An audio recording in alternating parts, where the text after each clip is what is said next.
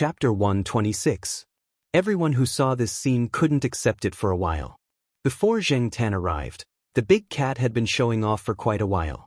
The other cats, who were more delicate, had stayed far away from it, not daring to get close. The big leopard cat's domineering aura was very strong.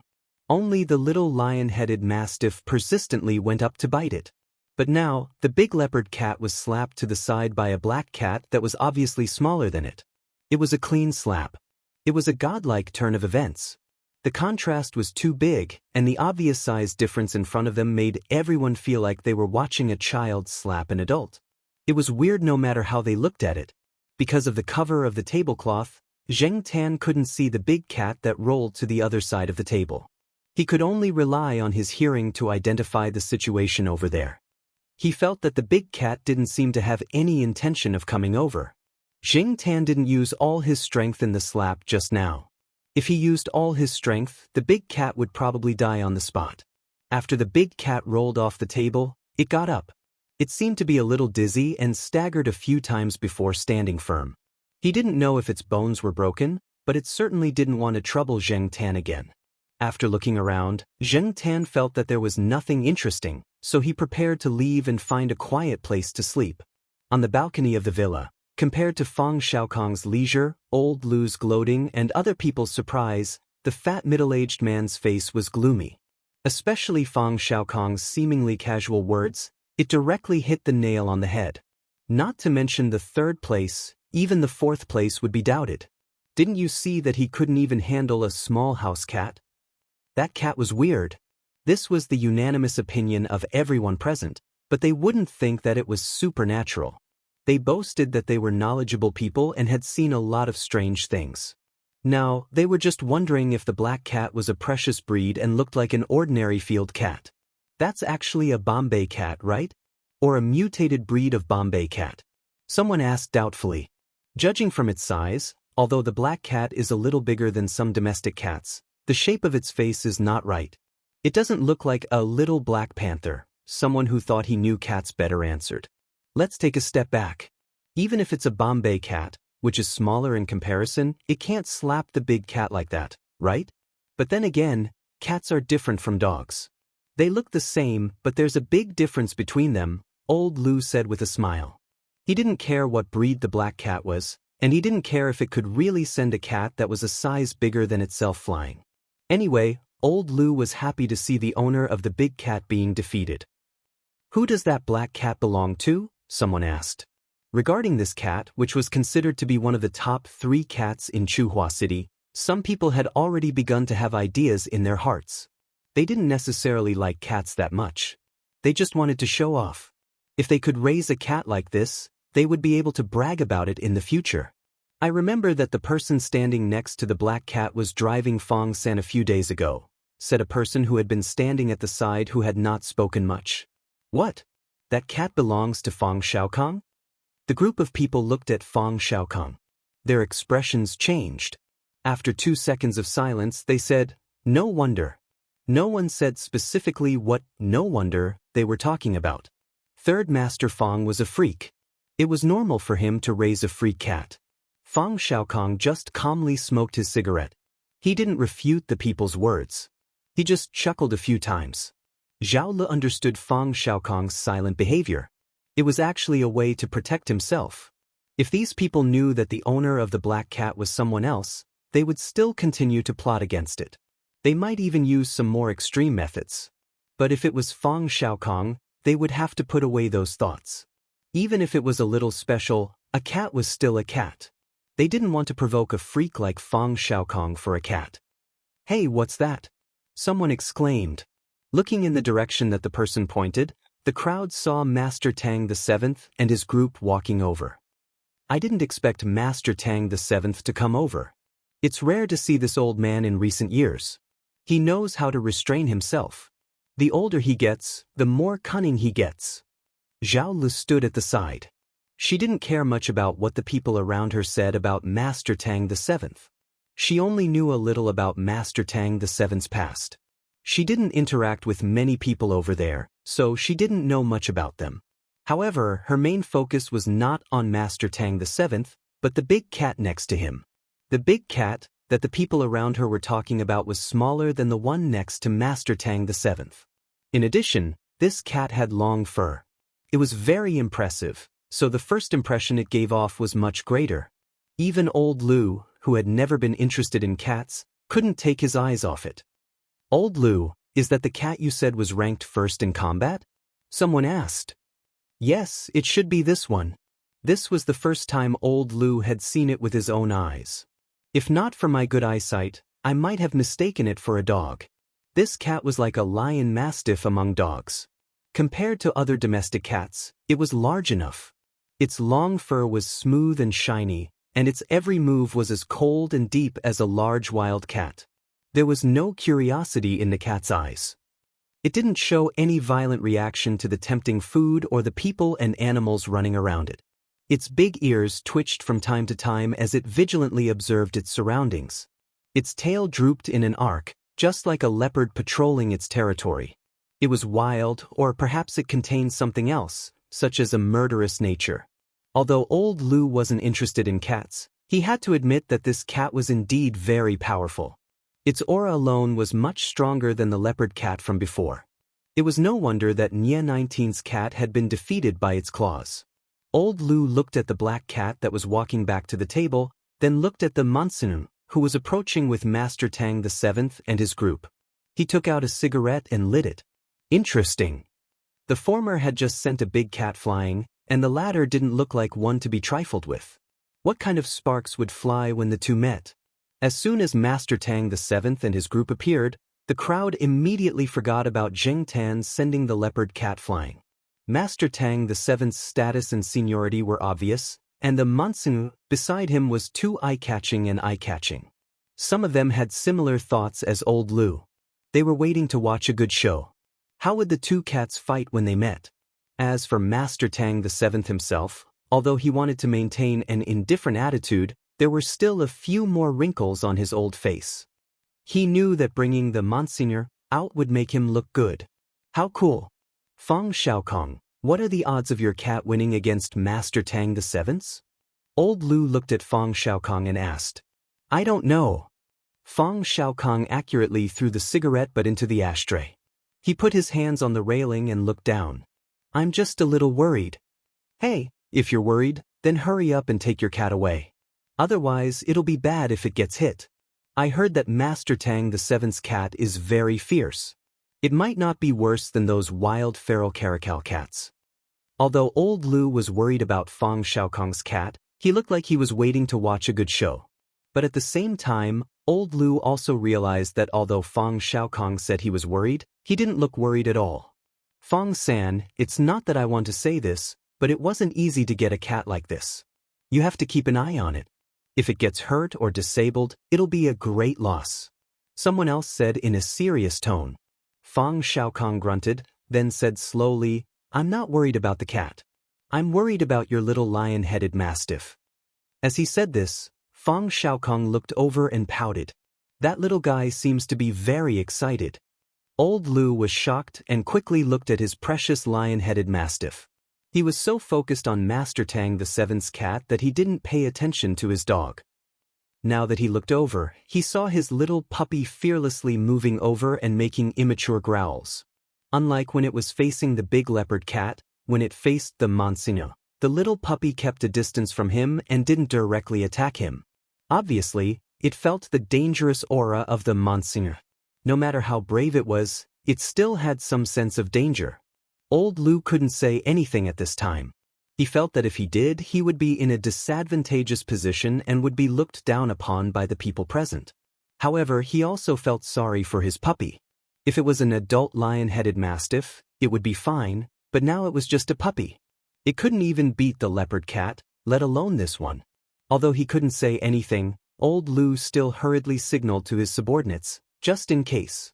Zheng Tan was about to leave, but when he saw this scene, he stopped and waited to see what would happen next. He wanted to see how the Monsignor would react. It had to be said that the puppy was indeed very brave. The lion-headed mastiff puppy barked a few times at the Monsignor. The Monsignor was probably annoyed. He bared his teeth at the puppy, revealing fangs that were longer than those of other cats. He looked much more ferocious. The puppy paused for a moment, then barked even louder. Seeing that baring his teeth was useless, the Monsignor took 2 steps forward. If the puppy continued to make noise, he wouldn't mind giving it a few paws. When the Monsignor moved, the nerves of the group of onlookers also collapsed. Old Lu's 2 subordinates stood not far away, their palms sweaty. If they really started to fight, looking at the size and momentum of the cat, they didn't know how badly they would be scratched. However, even if they were scratched, they had to protect the puppy. After all, the puppy was the boss' favorite. Seeing that the Monsignor moved, the puppy took a few steps back.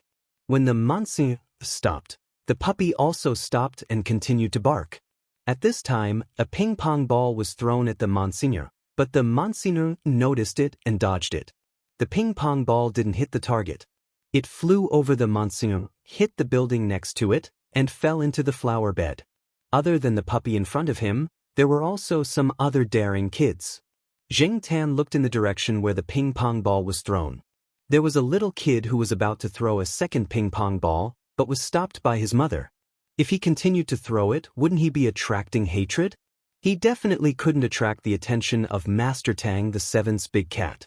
However, at the same time, Xianxia also felt that the Monsignor was much more aggressive and the puppy was still barking at it fearlessly. It was really looking for trouble. Just as Xianxia finished lamenting, the Monsignor moved.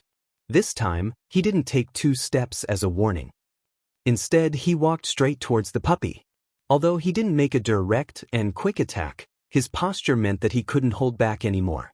Moreover, he gave people a strong sense of oppression, even though he was just a big cat. Many of the people close to him were more experienced bodyguards, and they could clearly feel the indescribable chill. Because of this, their evaluation of Master Tang the Seventh's cat increased by several levels. As the Monsignor approached, the puppy retreated step by step. 5 meters away, 2 people were ready to rescue it. They were also familiar with the puppy. Usually, when old Lu took the puppy with him, they were also around to protect him. Therefore, if the puppy was smart, it would definitely run in that direction. However, to everyone's surprise, the puppy didn't run in the direction of the 2 people. At first, it was barking as it retreated, but when it saw the Monsignors approaching, it turned around and ran towards Xianxia. When it was 2 steps away from Xianxia, it paused and looked at Xianxia. Xianxia, why the F***ck are you looking at me for? The puppy wagged its tail and slowly moved toward Xianxia. When it got closer, it turned around and continued barking at the Monsignor. The people watching from the balcony joked, "Old Lu, is your lion-headed mastiff's father a cat?" "Yeah, don't people look for their father if they can't beat them? Why didn't your lion-headed mastiff look for anyone but that black cat?" Another person chimed in. A dog relying on a cat's power? This was the first time they had seen such a thing. The few of them looked at it curiously. Fang Xiaokong looked over and thought, black charcoal has good relationships with people, cats, and dogs, especially with puppies.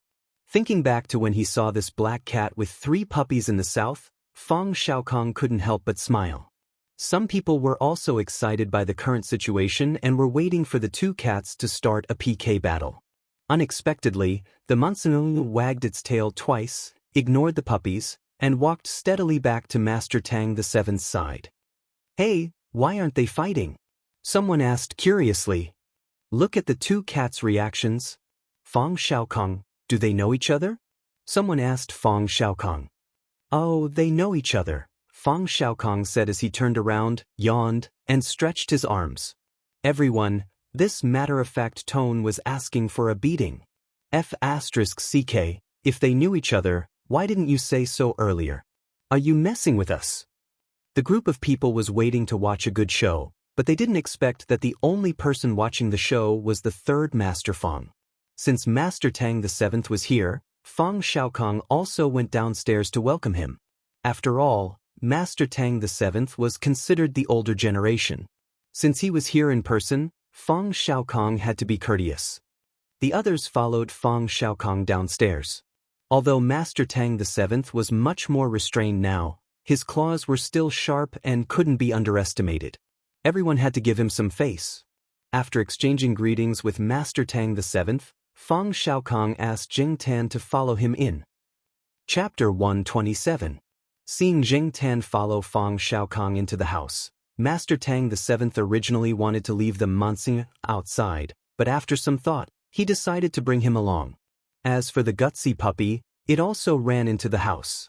This time, it was quite obedient and followed beside Old Lu's leg. Old Lu looked a little better on the surface. At least the puppy did not run away with the cat. Otherwise, he would have become a laughing stock again. If these people used today's incident to poke fun at Old Lu every time, Old Lu would probably have to send the dog away or never bring it out again. For them, face was very important. Moreover, this puppy had not been with them for long and they had not developed a deep relationship. If they really sent it away, Old Lu would not be too reluctant. At most, he would feel that it was a pity. The puppy had no idea that its owner's impression of it was in danger. It naively followed Old Lu into the house. When it climbed the stairs, it missed a step and almost fell down. Fortunately, there were not many people who saw this scene. Everyone's attention was on Master Tang VII's big cat. Jing Tan did not hear Old Lu call the puppy's name. Even now, he did not know what the puppy's name was. After following them to the second floor, the people there were already seated. Jing Tan looked around and saw Zhao Lu waving at him. He ran over and lay on Zhao Li's leg. Since he could not find a suitable place, he decided to lie on Zhao Li's leg for a while. Fang Xiaokong also waved. As for why Jing Tan was lying on Zhao Li's leg instead of Fang Xiaokong's, did it need to be explained? The Munson lay down beside Master Tang VII's chair. Its two front paws were stretched out and crossed. Coupled with the aura it exuded, it made everyone feel that this cat indeed had the demeanor of a superior. In comparison, Jing Tan was much more casual. He was no different from an ordinary house cat.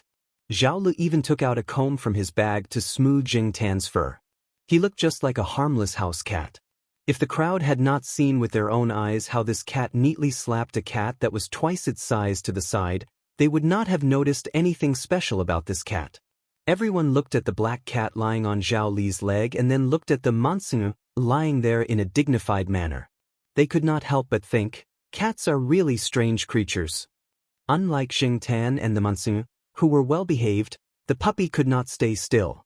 It was probably teething and wanted to grind its teeth, so it bit at the chair leg of the chair Old Lu was sitting. However, not long after Jing Tan lay there, he felt a gaze fixed on him. Looking up, Jing Tan saw a fat middle-aged man. The man's gaze was complicated, and the content of his gaze was not very good. Jing Tan felt that this guy was silently criticizing him. He originally wanted to ignore him, but being stared at like this made Jing Tan feel uncomfortable and uncomfortable. If this continued, Jing Tan was not sure if he would go up and give him a few kicks. Jing Tan could distinguish between good and bad intentions. The fat man was probably scolding him in his heart. Jing Tan remembered that there was a teacher in the eastern courtyard who was also very fat, but he treated people very well. Jing Tan had a good impression of that fat teacher. Say, they were both fat men. Couldn't this person in front of him be fatter and prettier? Fang Xiaokong and the others were chatting, but Jing Tan was not interested in the content of their conversation. This atmosphere that seemed to be harmonious but actually had a hidden agenda made him feel depressed. Jumping down from Fang Xiaokong's lap, Jing Tan looked at Fang Xiaokong, then walked out of the door. Fang Xiaokong saw this and did not say anything, meaning to let him do as he pleased. The others just smiled. If the owner did not have any objections, why should they have any objections? The Monsignor looked at Jing Tan, then continued to lie there obediently. However, the puppy could not stay there any longer. It looked at Old Lu, then at the black cat that had already walked out of the door. It moved a few steps in that direction, looked at Old Lu, then moved a few more steps in the direction of the door. Old Lu could not stand it anymore. He whispered a few words to the person behind him, then took the puppy out. As soon as it got permission, the puppy started to chase after the black cat that was gradually walking away. It was jumping happily. Tong Qing was still following Jing Tan. However, after he followed out, someone came over and whispered a few words to Tong Qing. Tong Qing was a little surprised, but then nodded. I know. That person was one of Fang Xiaokong's important assistants. In fact, although the assistant in charge of passing the message did not show it on his face, he might not have been calm inside. However, sometimes it was better not to ask too many questions. Just do your job according to the boss's instructions. After Zheng Tan came out of the room, he walked around the second floor and did not find any listening devices. Although the third master Fang did not seem reliable, he was still worthy of recognition. Moreover, the people who came today had special identities. No one would like to have a surveillance camera pointed at them. The second floor was boring. Zheng Tan remembered that there was a backyard on the first floor. Before he went upstairs, he just glanced at it casually and did not pay much attention to it. Now, he decided to walk around. The puppy followed Zheng Tan downstairs. It was probably too excited and rushed down the stairs. When there were only a few steps left, it missed a step and rolled down. However, it had thick fur and a good physique. After it rolled down, it did not make a sound. When it got up, it was still in good spirits. Zheng Tan looked around. Fortunately, the big shots inside did not see it. Otherwise, the puppy would definitely be laughed at. Many people in the room did not see the scene where Zheng Tan slapped the guy with the pedigree of the cattail cat to the side. Therefore, they did not know about Zheng Tan's special and lethality. They did not have much vigilance against this seemingly ordinary cat.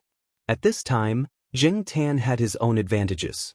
At first glance, he looked like an ordinary house cat. If he rolled around on the ground and walked around, people would definitely think that he was a stray cat. If people wanted to guard against such cats, it was at most to prevent them from stealing food.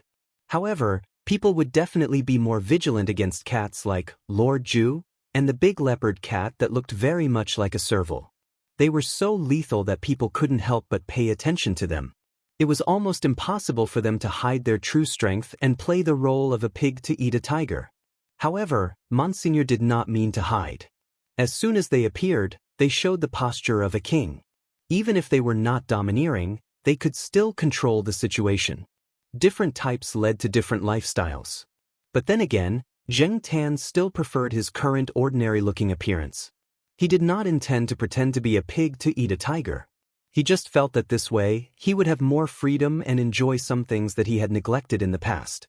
Muddling through life, laughing and passing. This kind of thinking was absolutely impossible for Zheng Tan when he was still in human form.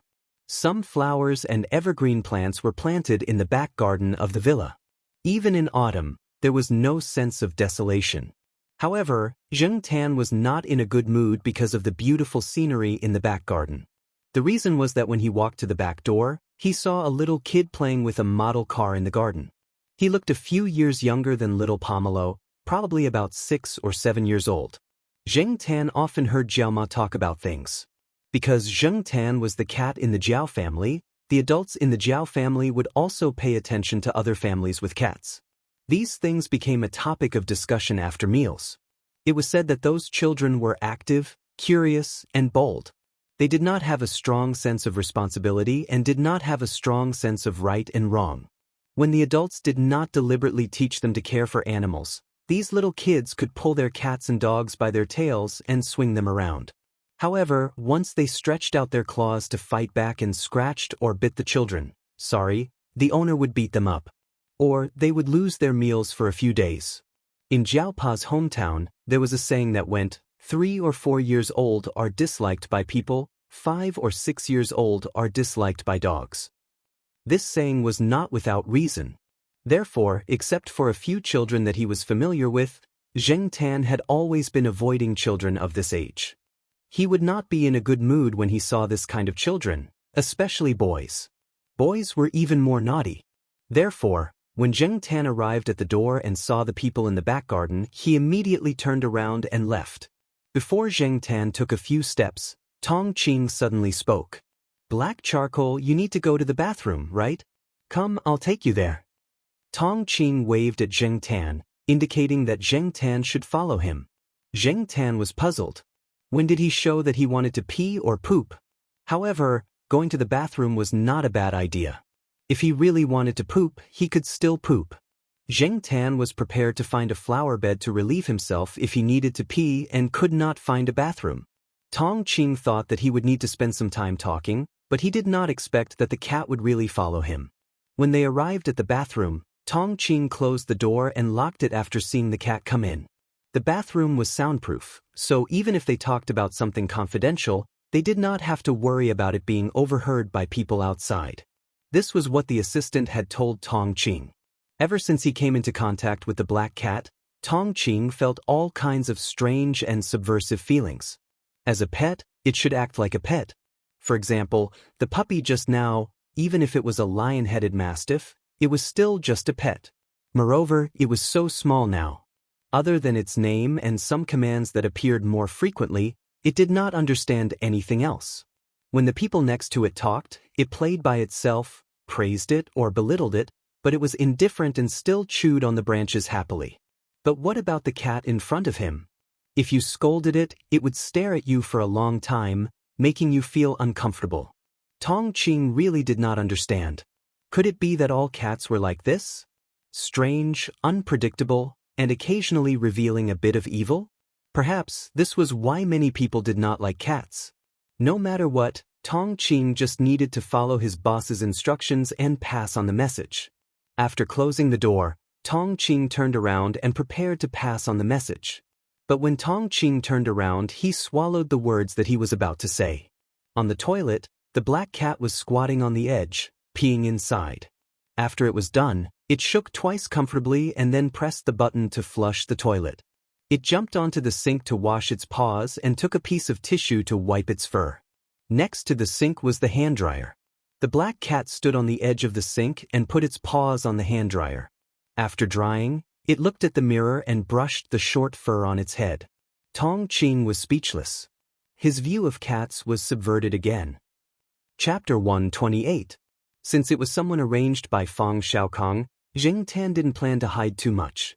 Moreover, according to Fang Xiaokong, there would be more opportunities to interact with this person in the future. Sooner or later, he would be exposed. Therefore, Jing Tan didn't want to deliberately act like an ordinary cat in front of Tong Qing. When he was brushing the short fur on his head, Jing Tan observed Tong Qing's expression in the mirror. This person was usually too quiet and didn't say anything. However, the change in his expression just now made Jing Tan laugh. Fortunately, Tong Qing's heart was strong enough, so he didn't have too much psychological trauma like Ranqi. After a while, he recovered. After Jing Tan finished looking in the mirror, he turned around and looked at Tong Qing, waiting for him to continue. Jing Tan wasn't stupid. From the moment he entered the toilet, he had been paying attention to Tong Qing's movements. It seemed that the third master Fang had something to tell him.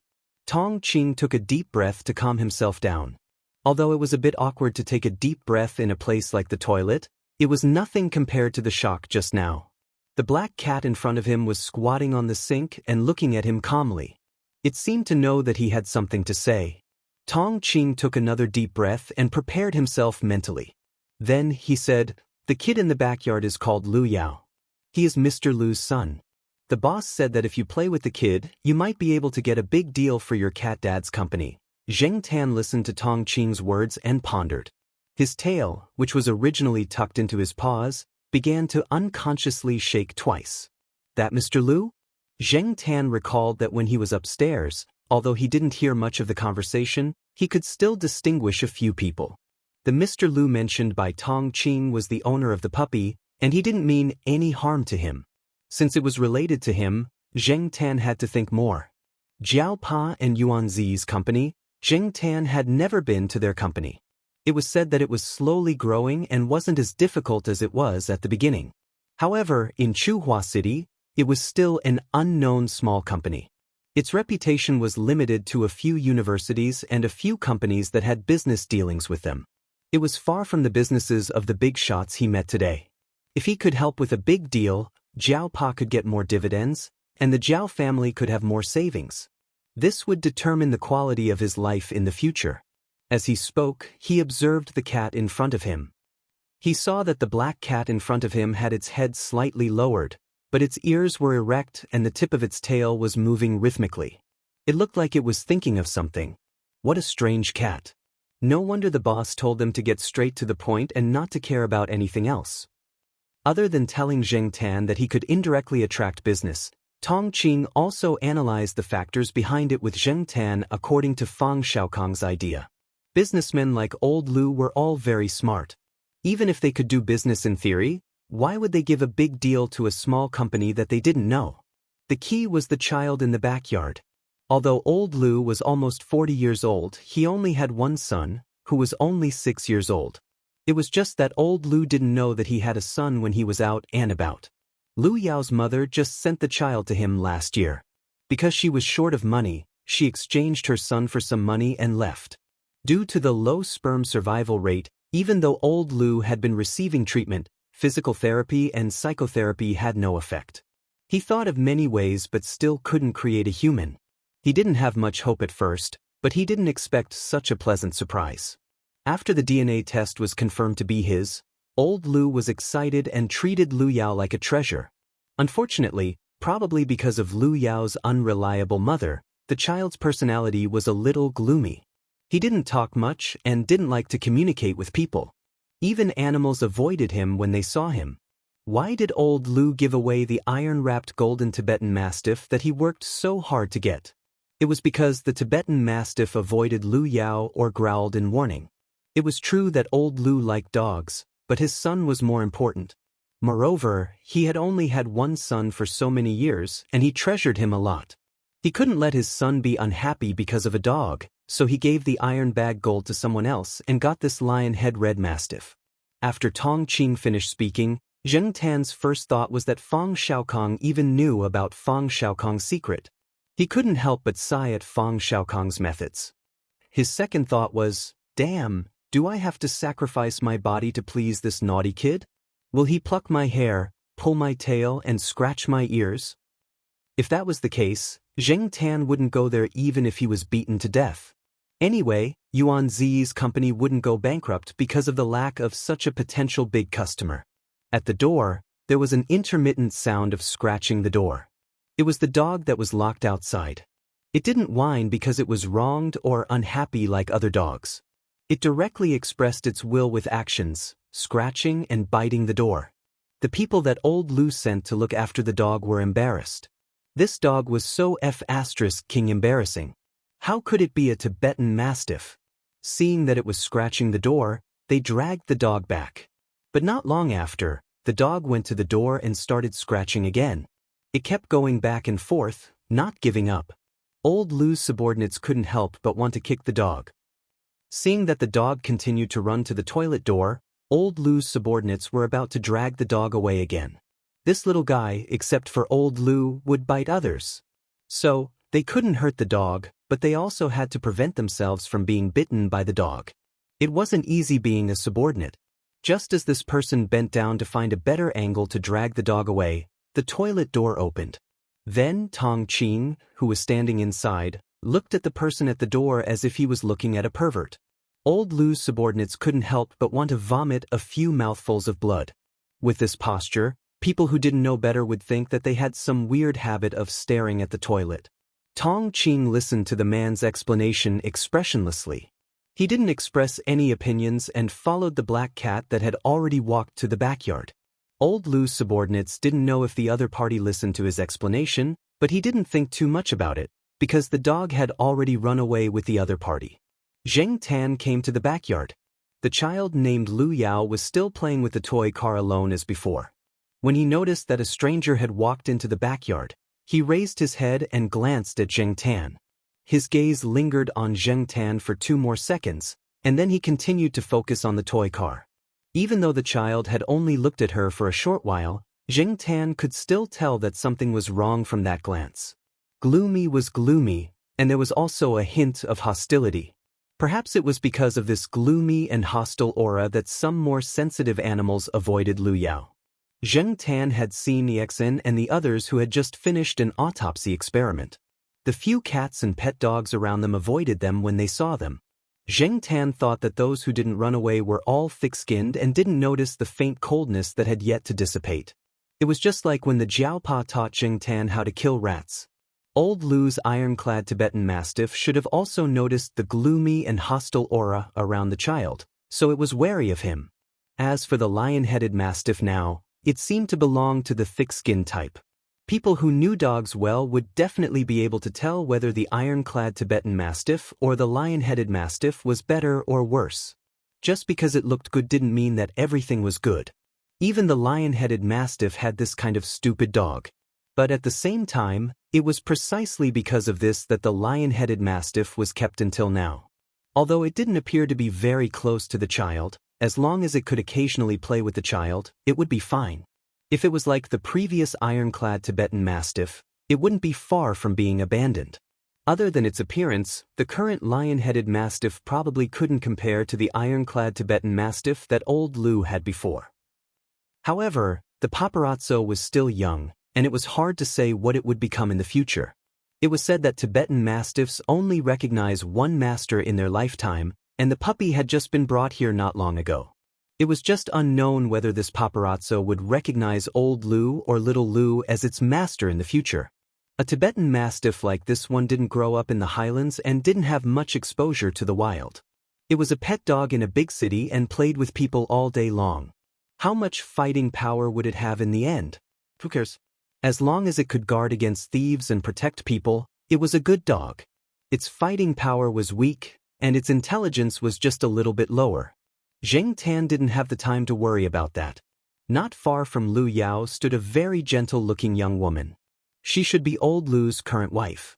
No matter what the woman really thought of Lu Yao, she had to pretend to be a kind mother in front of others. Occasionally, this Mrs. Lu would remind Lu Yao to be careful not to be scratched by the branches around him, or ask if he was cold. Lu Yao didn't respond, as if he didn't hear anything, and continued to control his toy car with the remote control. Seeing Tong Qing and Zheng Tan enter the yard, Mrs. Lu only glanced at them in surprise, and then her gaze fell on the person behind Tong Qing. One of old Lu's subordinates walked over and explained in a low voice. Mrs. Lu nodded slightly, indicating that she understood. In fact, Mrs. Lu was quite impatient. At this time, she should be at the front lawn interacting with the other women. That way, she could increase her popularity in the circle. But Lu Yao was here, and thinking of old Lu's instructions, she couldn't just leave Lu Yao. She stood there with a smile on her face and asked about Lu Yao's well-being. Lu Yao controlled the toy car to hit her feet. Even if it hurt, she couldn't say anything. Seeing people in the backyard, Mrs. Lu moved her stiff legs, smiled at the puppy and shouted, "Steamed bun, come here." Steam bun? Zheng Tan looked at the puppy. Who came up with this name? It was okay when it was young, but now that it had grown up, it was powerful and domineering. It was so embarrassing to be called steamed bun by an acquaintance on the street. No matter how powerful it was, this name made it seem small and delicate. Look at Monsignor, it sounded much more high-end. Some people who studied this topic could probably write a thesis on this topic, such as the importance of names. As for steamed bun, who had just picked up a branch to grind his teeth, he turned his head when he heard someone calling him. He was still chewing on the branch in his mouth. He looked at Mrs. Lu for 2 seconds, then turned his head back and continued chewing on the branch seriously. Zheng Tan was looking at Mrs. Lu's stiff smile with great interest when he suddenly heard the sound of a rapidly approaching car. Lu Yao's toy car was heading toward Zheng Tan. Tong Qing was just about to make a move, but when he thought of the situation at the long table outside, he stopped. Zheng Tan didn't panic at the approaching toy car. He raised his paw and prepared to stop it. With his ability, it was more than enough to deal with a toy car. But he didn't expect the toy car to suddenly stop not too far away from him. Could it be that this brat just wanted to scare him? Zheng Tan guessed. If that was really the case, this brat wasn't too bad. Lu Yao looked in that direction with confusion in his eyes. He didn't understand why this cat was different from other cats. If other cats saw the toy car drive by, they would jump away or run away from it. But the black cat not far away just calmly raised a paw and didn't seem to be afraid at all. The toy car didn't stop for long before it continued to run and circled around Zheng Tan. It wasn't fast, and it continued to circle around him. Zheng Tan narrowed his eyes. This brat was clearly targeting him. He didn't even have to take the initiative to go over. The brat's hand had already reached over. Sure enough, brats were brats. Even if they didn't talk much, were silent, and were a little gloomy, they were still brats. Sometimes, they didn't talk about principles and reason with you. The puppy, who had been gnawing on the tree branch excitedly, slowed down its gnawing speed and looked curiously in Zheng Tan's direction. As for the people standing around, they all had their own thoughts. Some thought that the black cat was definitely unlucky. Some thought that it wasn't good for their young master to be like this. Even if you want to hit a cat, you have to look at its owner first. There were also some people who had seen the black cat slap the offspring of the litter cat. They were nervous and afraid that the cat would go crazy and hurt people. If Lu Yao was slightly injured, they wouldn't be able to bear the consequences. Deducting their wages would be considered a light punishment. Zheng Tan was quite calm. He slowly swung his tail twice and looked at the toy car that was circling around in front of him. He suddenly felt playful. He didn't listen to Tong Qing's instructions and looked for an opportunity to jump towards the toy car. Zheng Tan spent a lot of time with little Pomelo in the Jiao family. Little Pomelo didn't have this kind of toy car. She had more dolls. Jiao Yuan felt that he had grown up. This kind of toy car was for children to play with. If he wanted to play with it, he would play with guns. Besides, Zheng Tan saw that a lot of effort was put into the design of this toy car. It was definitely not cheap. Jiao family wouldn't spend a lot of money on this kind of toy. Zheng Tan had played with similar toys in his memory. But at that time, he was still human. Now that he thought about it, he still felt a little nostalgic. The quality of this toy car was good. It looked small in the eyes of a normal person, but to Zheng Tan, this car's size was okay. He could still squat on it. However, because Zheng Tan suddenly jumped on the toy car, the running car stopped. The zzz sound was still coming out, proving that the motor was still working. Zheng Tan wasn't very satisfied. How could it not run with such a little weight? From the looks of it, this toy car couldn't possibly be unable to withstand the weight of his 10 kilograms. But soon, Zheng Tan felt the change in the toy car. Then, the toy car carrying Zheng Tan slowly started to move. Chapter 129. Zheng Tan squatted on the toy car. Although the car was running, it was much slower than when it was unloaded. Zheng Tan wasn't afraid of being thrown off. According to Zheng Tan's thoughts, of course, he wanted the toy car to run faster. That would be fun and exciting. However, he couldn't ask for too much. It was good enough that he could play with it. Just as Zheng Tan thought, Lu Yao didn't really want to hit him with the toy car. He was probably just curious. Moreover, this child was definitely not naive. At least mentally, he was a bit more mature than other children his age. This probably had something to do with his previous experience. Zheng Tan sat steadily on the toy car and kept his tail close to his side so that he wouldn't be hit by the toy car or the branches that stretched out from the flower bed. The backyard was quite clean. There were only some leaves that had been blown by the wind. The branches were pulled over by Lu Yao or picked up by steamed bun from the flower bed next to it. Overall, there weren't too many obstacles, and the toy car was running smoothly. Lu Yao was also very familiar with controlling the toy car. After running 2 laps, it didn't touch the flower pots on the ground, and there were no accidents. Steamed Bun, who had been chewing on the branch, looked at it for a while before spitting it out and running happily toward Zheng Tan. He ran and jumped behind the toy car. After running a few steps, he stopped, lowered his body, stuck out his butt, and called out at the toy car. Even if he didn't make a sound, he would stretch out his paws and scratch the air a few times. He grinned and had fun. Tong Qing carefully observed Lu Yao. Compared to before, the gloominess in the child's eyes was much less. It was like a gloomy sky suddenly turning cloudy. This was a good sign. No wonder the boss wanted this cat to come over. Tong Qing couldn't help but sigh. It was easy for people to be wary of each other, especially children like Lu Yao who had experienced some things with his mother. He was very wary of people and rejected strangers. Even people he knew were hard to get close to. This was one of the reasons why Lu Yao didn't go to the front lawn and play with the other children at the buffet table. It wasn't just Lu Yao. If Fang Xiaokang sent a child of the same age to approach Lu Yao, old Lu's people would more or less be suspicious and wary. Everyone knew that old Lu treated Lu Yao like a treasure.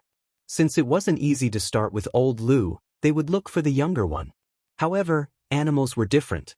Even old Lu and his subordinates probably wouldn't think that this cat had come here with some ulterior motives. What could a cat do? Even if it could fight and had great strength, in the end wasn't it still a cat? The toy car drove Xianxia around the yard. Someone had set up a plastic track in the yard. The toy car could run on it, and Xianxia could barely run on it. It was just that it took a little effort to climb the hill. But if you add a steamed bun to the two, steamed bun looked at the toy car that carried Xianxia to the plastic track. It wagged its tail and followed behind it. With its size, it was a little cramped on the plastic track. However, after taking 2 steps, it didn't see any abnormalities. Its courage grew, and it sped up to chase after the toy car and the black cat in front of it. Xianxia sat in the toy car. When it drove onto the plastic track, he turned his head to look behind him. When he saw that steamed bun was also following, he was worried that the track would be overloaded. However, when he saw that the track didn't shake or collapse, he was relieved. However, just as Xianxia was relieved, he saw steamed bun running over. Not only did it run, it even jumped twice as it ran. A section of the track collapsed, and steamed bun fell to the ground. The plastic track was only about 10 centimeters high, so it wouldn't be injured. When it fell, steamed bun's chin hit the part of the track that didn't collapse. After it fell to the ground, it shook its head, raised its paws, and rubbed its mouth. Then, it continued to follow the toy car as if nothing had happened. However, this time, it didn't jump onto the track. It followed on the ground, or ran to the front and put its chin on the edge of the track to look at the toy car. As the plastic track had collapsed in the middle, Old Lu's subordinates looked at it and couldn't put it back together. This time, they didn't bring any spare parts, so they couldn't build another track. Fortunately, Lu Yao didn't intend to let the toy car continue to use the track. He just controlled the toy car and drove the black cat around the yard. Xianxia squatted in the toy car and pondered. A car was indeed a good tool. When he was still a human, he liked to drive around when he was depressed. Just like how many people ran to vent their frustrations, Xianxia always liked to drive. However, now that he had become a cat, could he still have his own car? It was difficult.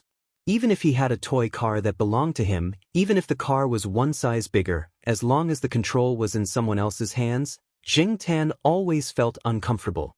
It was as if his fate was in someone else's hands.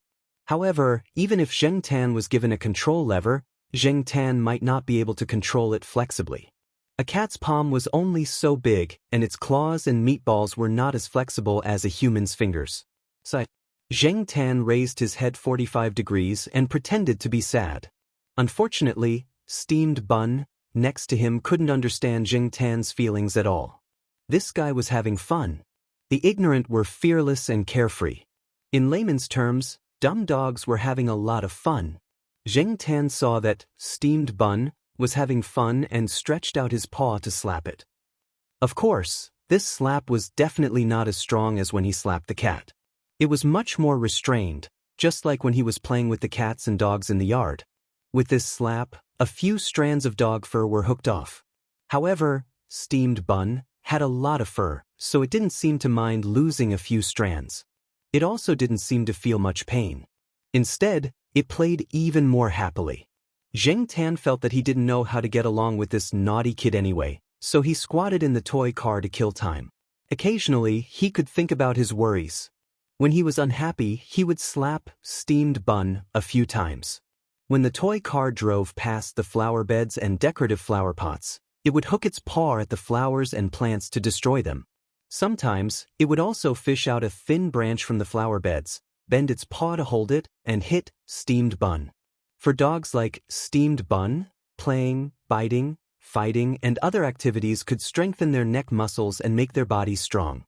In the future, Old Lu would probably train them accordingly. However, steamed bun was already so active and a little silly. What would it be like in the future? He would probably be like a Huang, who looked serious but had the heart of a fool.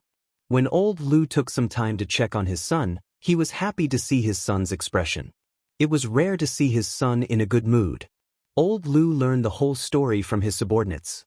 Previously, he was still hesitating whether to send steamed bun away, but now he decided to let it stay. Looking at the situation at the moment, even if steamed bun wasn't very smart and wasn't as flexible as other dogs, at least it could play with his baby son, which was enough to prove its value.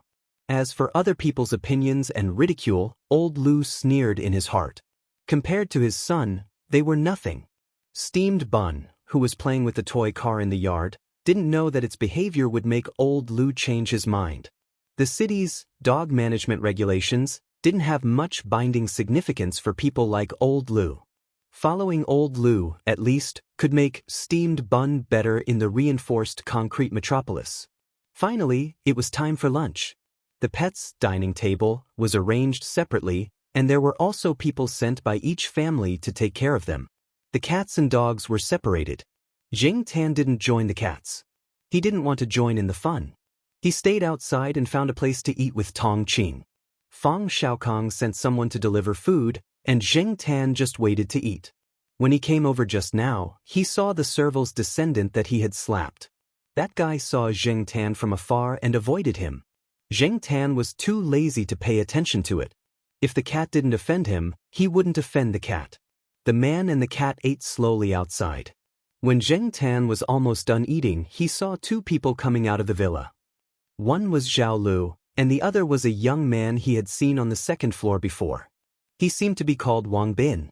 Looking at the way Zhao Lu and Wang Bin got along, the two should be quite familiar with each other. Jing Tan wondered if he should go and listen to the gossip. Zhao Lu had already seen Jing Tan and was coming over. After finding a wooden stool to sit down, Zhao Lu asked Tong Qing some questions about Jing Tan's meals. The food that Fang Xiaokong sent over was almost finished, so Tong Qing couldn't tell what he had eaten. Tong Qing gave a simple answer. Seeing that the two of them probably had something to talk about, he stood up and walked away. It wasn't good to leave, because Jing Tan was still in the same place. Jing Tan thought he could hear some gossip, but the two of them didn't seem to be like what Jing Tan thought. They were familiar with each other, but unfortunately, they didn't have that kind of interest in each other. The two of them talked about topics ranging from Jing Tan, the cat, to Wang Bin being sent to the grassroots to train, and then to Wang Bin's younger brother, Air Mao. However, when the two of them talked about Air Mao, their tone was full of helplessness. Jing Tan wondered what kind of person Air Mao was to be able to make Wang Bin and Zhao Lu treat him like this. After lunch, many people left. They were all busy people, so how could they have the time to stay here and relax? Usually, many people like to have dinner parties. Fang Xiaokong was a relatively different person. When Zhao Lu asked why he arranged lunch but not dinner parties, Third Master Fang yawned. Early to bed and early to rise. It's good for your health. Zhao Lu wanted to bang his head against the wall. Of course, not everyone left. Some people just happened to have time and stayed for a while, such as old Lu. They would continue to chat with Fang Xiaokong. Jing Tan stayed there to play with Lu Yao and Steamed Bun for a while before going home. He didn't know what Fang Xiaokong said to old Lu, but one day, when Jing Tan was lying on the sofa at home watching TV, he heard the Jiaopa talking to Yuan Zi on the phone. They talked about this big client, Boss Lu, who had suddenly arrived. Only then did Jing Tan know that this matter was really done.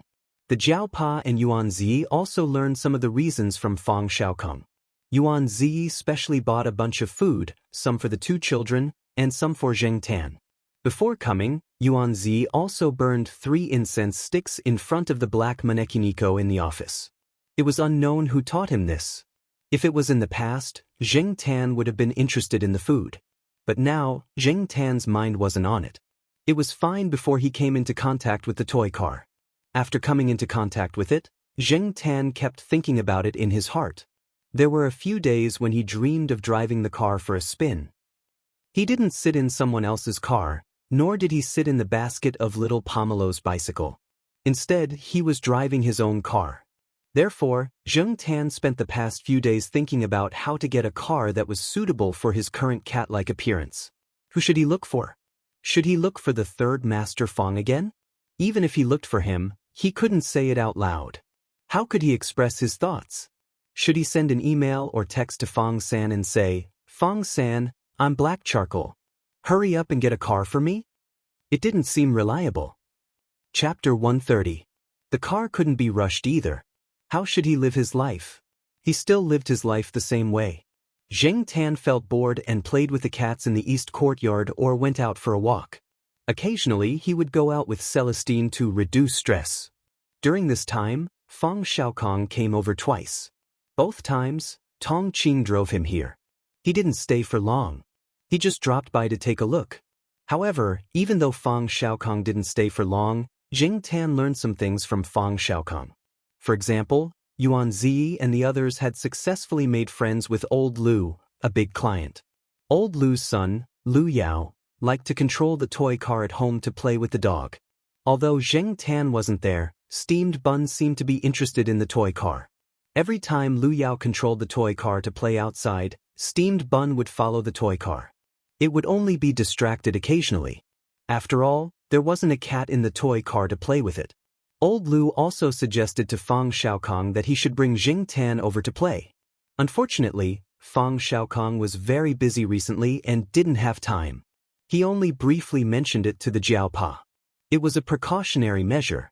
In the future, Fang Xiaokong might really come over to play with the cat. The temperature in Chuhua City in November wasn't too low. Recently, the weather had been good. Jing Tan liked to go out for a walk or find a place to lie down and bask in the sun. This afternoon, Jing Tan walked out of the east courtyard. Feeling the warmth of the sun, he walked along a small path. The path didn't lead to the teaching area or the dormitory area. There were more old houses there, and the school didn't seem to plan to move that area in the past 2 years. At least, Jing Tan hadn't noticed any big movements there. It wasn't as noisy as when the houses near the side door were demolished to build the dormitory. A few birds of unknown species walked around on the grass, pecking at the grass. They were probably looking for food. After seeing Jing Tan, the timid and cautious ones had already flown up or jumped away, while the bold ones remained in place. However, they still maintained their vigilance. As long as Jing Tan approached, they would definitely fly away. Jing Tan was not in the mood to catch the birds. If it were Huang or the sheriff, they would probably be interested in them. Anyway, Jing Tan was not in the mood to catch birds. As for Depang, that guy had started to put on weight again. Depang's grandmother was probably worried when she saw Depang like that. Every time she went out, she would bring Depang with her so that he could move around more. The so-called moving around more was just taking a few slow steps. The grandmother was old, so she didn't walk fast. Depang didn't feel tired when he followed her. It was said that at the place where the old lady was learning how to sing Kuan opera, someone used something to tease Depang.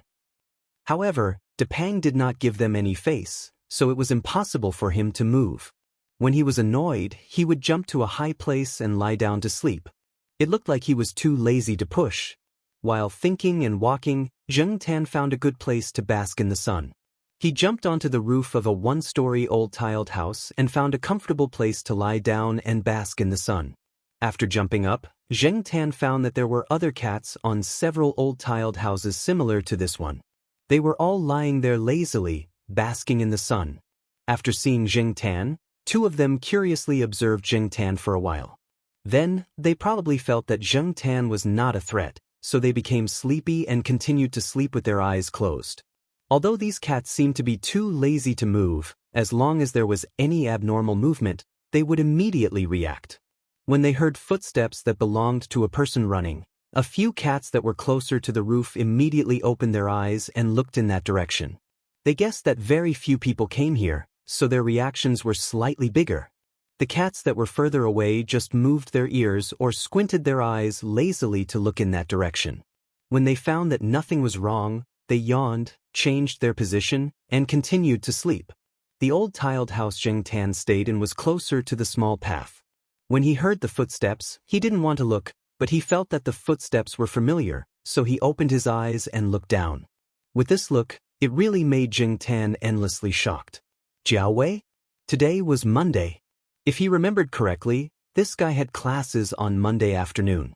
Jing Tan remembered it so clearly because one time when they were eating at a small restaurant, Jiao Wei and his roommates happened to be there. Jing Tan heard Jiao Wei and his classmates talking about Monday syndrome. They had classes all day on Monday, and most of them were compulsory classes. With Jiao Wei's personality, skipping compulsory classes and skipping elective classes was something that shouldn't have happened to him. But now, this guy had classes in the afternoon, so what was he doing here? She remembered that at the beginning of the semester, Before classes started, Jiao Wei would go to the second and third year classes all day long. When there were no classes, he would go to the library. How could he not attend classes when there were classes? Could it be that the classes were cancelled? But even if the classes were cancelled, according to Jiao Wei's habits, if he wasn't helping out at the small restaurant, he would go to the library or study room. Why would he come to this remote place? And it seemed like he was in a hurry. Zheng Tan's curiosity was piqued again. Anyway, he had nothing to do. Zheng Tan jumped down from the green-tiled house and followed Jiao Wei. This time, he didn't take the small path so that Jiao Wei wouldn't notice him. Jiao Wei ran further inside. There were no people around, and there weren't many people. Compared to the sports field, it was much quieter. In this environment, Jiao Wei's running footsteps were very abrupt. However, soon, Zheng Tan heard other sounds coming from the air. They were getting closer and closer. While Zheng Tan was paying attention to the top, he also noticed that Jiao Wei's footsteps had stopped. In order to avoid being discovered, Zheng Tan immediately jumped into the bushes next to him. There were a few birds looking for food in a pile of leaves and bushes. When they saw Zheng Tan suddenly running over, they were scared and quickly flew up.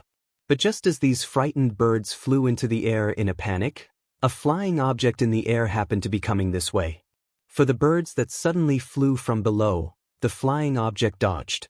Zheng Tan saw the flying object in the air clearly. It was a remote control plane, but it didn't look very good. Probably because it happened suddenly, the pilot of the remote control plane made a mistake. The remote control plane directly crashed into a tall sycamore tree. Although it was autumn now, due to the temperature, some of the leaves of these sycamore trees were still green. Even the yellow leaves didn't fall much. The branches were still lush. After the remote control plane fell, it got stuck. The propeller turned a few times, but it was useless. Another remote control plane passed by in the air and flew away. Soon, in the direction where the remote control plane flew, a person with a remote control in his hand ran over. Seeing that he also knew Jiao Wei, after the two of them talked for a while, Jiao Wei wasn't in a hurry to leave.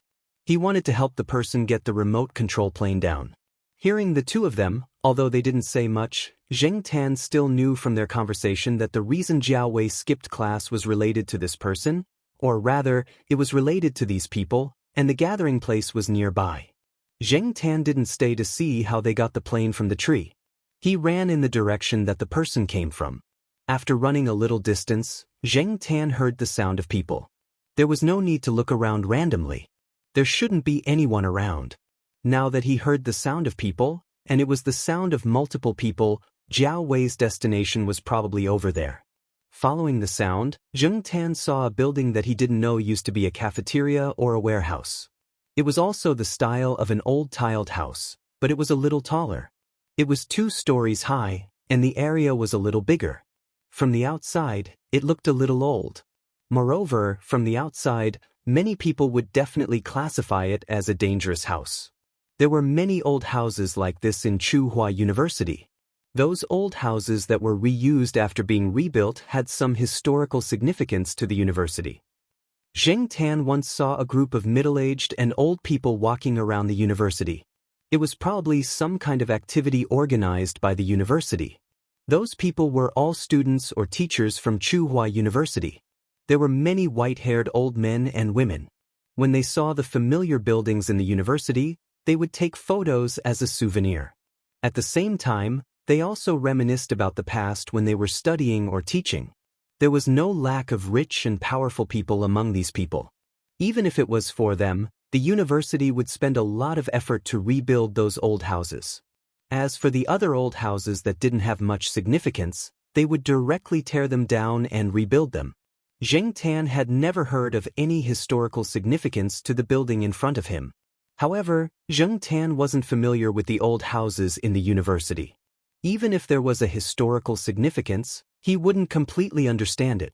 When Zheng Tan used to walk around the university, he had passed by this old tiled house before. There were some barriers around it, and it looked like it was under construction. When he passed by it, he heard some noises coming from inside. However, at that time, Zheng Tan didn't pay too much attention to it. He also didn't climb in to take a look. Now, it seemed that there might be some secret, hidden in this old building. After climbing over the fence, Zheng Tan found that some of the windows at the bottom were open. Although Zheng Tan couldn't see the movements of the people inside from his angle, he could tell that it was quite lively inside from the sounds he heard. There was also a rustling sound, which was similar to the sound of Lu Yao's toy car running. Could it be that Jiao Wei came here just to play with this kind of remote control toy? If it was in the past, Zheng Tan would definitely think that these people were very childish. But now, Zheng Tan was interested in the remote control car, so he didn't think too much about it. He went to a window in the corner. From the sounds, there was no one there. Jumping on the windowsill, Zheng Tan carefully looked inside. The person closest to the window where Zheng Tan was standing was a young man in his early 20s. He crossed his legs and sat on a wooden stool with peeling paint. His back was against the wall, and he was holding a Rubik's Cube in his hand. What surprised Zheng Tan the most was that this person's eyes weren't on the Rubik's Cube in his hand. Zheng Tan didn't know where he was looking. If he didn't see the Rubik's Cube in his hand first, Zheng Tan would have thought that this person was thinking about something else. Zheng Tan watched this person restore the color of the cube in a very short period of time, then scramble it, restore it, and scramble it again. During the whole process, this person didn't even look at the Rubik's Cube in his hand. "Brother Ching, there's a problem with the wheel. It's hanging on a tree. Let's wait for another 10 minutes. A person came over and said to the person playing with the Rubik's Cube. Seeing that the person playing with the Rubik's Cube nodded, the person left. Chapter 131. 10 minutes later, Jiao Wei and the person who took the airplane model from the tree came together. The person who was playing with the Rubik's Cube put the restored 6-sided Rubik's Cube on the wooden shelf next to him. The wooden shelf was very old and had many scratches on it. The legs of the shelf were also cut. This shelf and some similar tables and chairs in this building had been repaired to varying degrees. The repaired places were much newer than the original places, but they were also worn out. It seemed that this place was frequented by people. "Since everyone is here, let's start." Senior Chung stood up and said.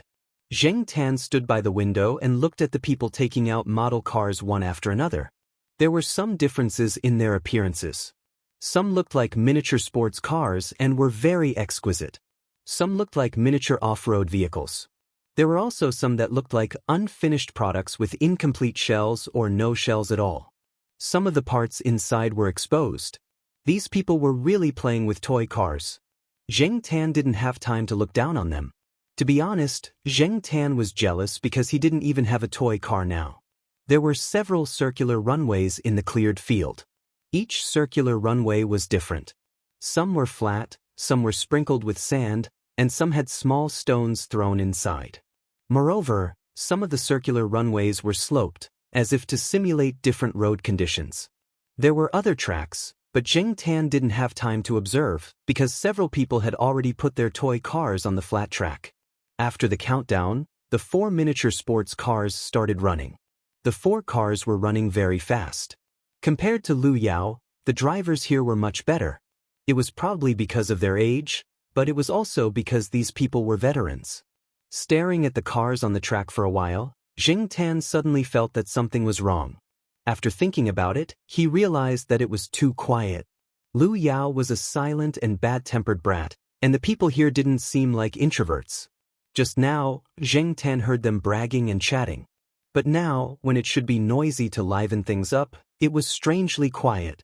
Of course, the sound of the car running was the clearest. There were no cheers or cheers as Zheng Tan had expected. Could it be that all older children looked like this when they played with toy cars? Why didn't they shout excitedly like a child? Zheng Tan shifted his attention from the running car to the people standing on the side of the track. The 4 people controlling the toy car stood there, their expressions changing as the car moved. They were either nervous, excited, or annoyed, but none of them made a sound. As for Jiao Wei, he was the same as the others. He was looking at the running toy cars on the track with a notebook in his hand. A few steps away from them, someone was staring at the device on the table. Zheng Tan had no idea what it was for. About 10 minutes later, Zheng Tan heard senior brother Cheng yell, "Stop!" Only then did the 4 cars stop. Finally, after 10 minutes of silence in the sports car, it became noisy again. It was quite intense, much livelier than before. However, Zheng Tan heard very little about the speed and ranking of the cars. These people were talking about coefficients and equations. Zheng Tan didn't understand some of the theoretical and technical things. Even when he saw the data on the pages in their hands, Zheng Tan felt like he was reading a heavenly book. It seemed that these people weren't playing with toys. Instead, they were going deeper into the research. Jiao Wei was probably a newcomer, so he didn't talk much. Most of the time, he was taking notes and listening to other people's explanations and suggestions. When he raised his head and was about to talk to someone, he suddenly saw the black cat standing by the window in the corner. It was craning its neck to look at them. Jiao Wei? He didn't even need to look at it closely or call out its name. He could recognize the cat at a glance. Why was it here? Jiao Wei suddenly had a bad feeling. The people next to Jiao Wei noticed him and looked over. They also saw Zheng Tan. "Huh, another cat is looking at our sports car," said the person. "Again." Jiao Wei looked at the people around him, puzzled. He thought that these people would be surprised. He didn't expect most of them to be so calm. Well, the surrounding houses are all old. There aren't many people living here now. There are often cats wandering around. Occasionally, curious cats will come over, but not many. After all, most cats are quite timid, explained the person. Because of this, when people saw Zheng Tan squatting by the window and looking at them, no one was surprised. But this cat was different. Jiao Wei muttered to himself. Since he was already discovered, Zheng Tan didn't hide anymore. However, he didn't jump in either. He moved closer to the window and continued to watch. These people had run a few rounds. Every round, the car model was different, and the track was different as well. Even though they talked about the results after the race, most of them talked about the technical aspects of the race. Zheng Tan was a complete amateur. When Zheng Tan was still a human, someone gave him a car model when he bought a car. He kept it as a toy. That kind of thing, many people kept it as a collection. Most people still thought that people who used remote controls to drive toy cars outside were children. At least, that was what Zheng Tan thought. Zheng Tan didn't know how much progress car models would make in a few years. He didn't spend much effort to understand. However, seeing these people play with model cars, he was very interested. After that day, Zheng Tan often came to this area in the afternoon.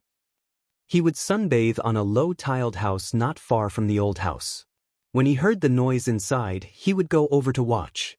After 2 weeks, Zheng Tan knew that these people would come here every Monday and Thursday at 3 o'clock in the afternoon. These people came from different departments. Some were from mechanical engineering, some were from electronic information, some were from mathematical statistics, and some were from physics, chemistry, and other departments. They gathered together because of a common hobby. And the leader of these people was that senior brother Cheng. As for the details, Zheng Tan didn't know. It was too difficult to find out. Every time these people came to the sports car, they would bring some simple and portable equipment. After the race, they would take what they needed to take away. Those that they were too lazy to take away were placed in cardboard boxes on high shelves. When they left, they would close the doors and windows of the building and lock the door. The things left here weren't too valuable, so they weren't worried. These people also learned about Zheng Tan's background from Jiao Wei. They knew that he was the cat of a teacher at the Institute of Biological Sciences. They were familiar with Jiao Wei, so every time they saw Zheng Tan watching, they would give him some snacks. Unfortunately, Zheng Tan didn't appreciate it. He glanced at the snacks and didn't look at them anymore. There were also people who wanted to tease Zheng Tan.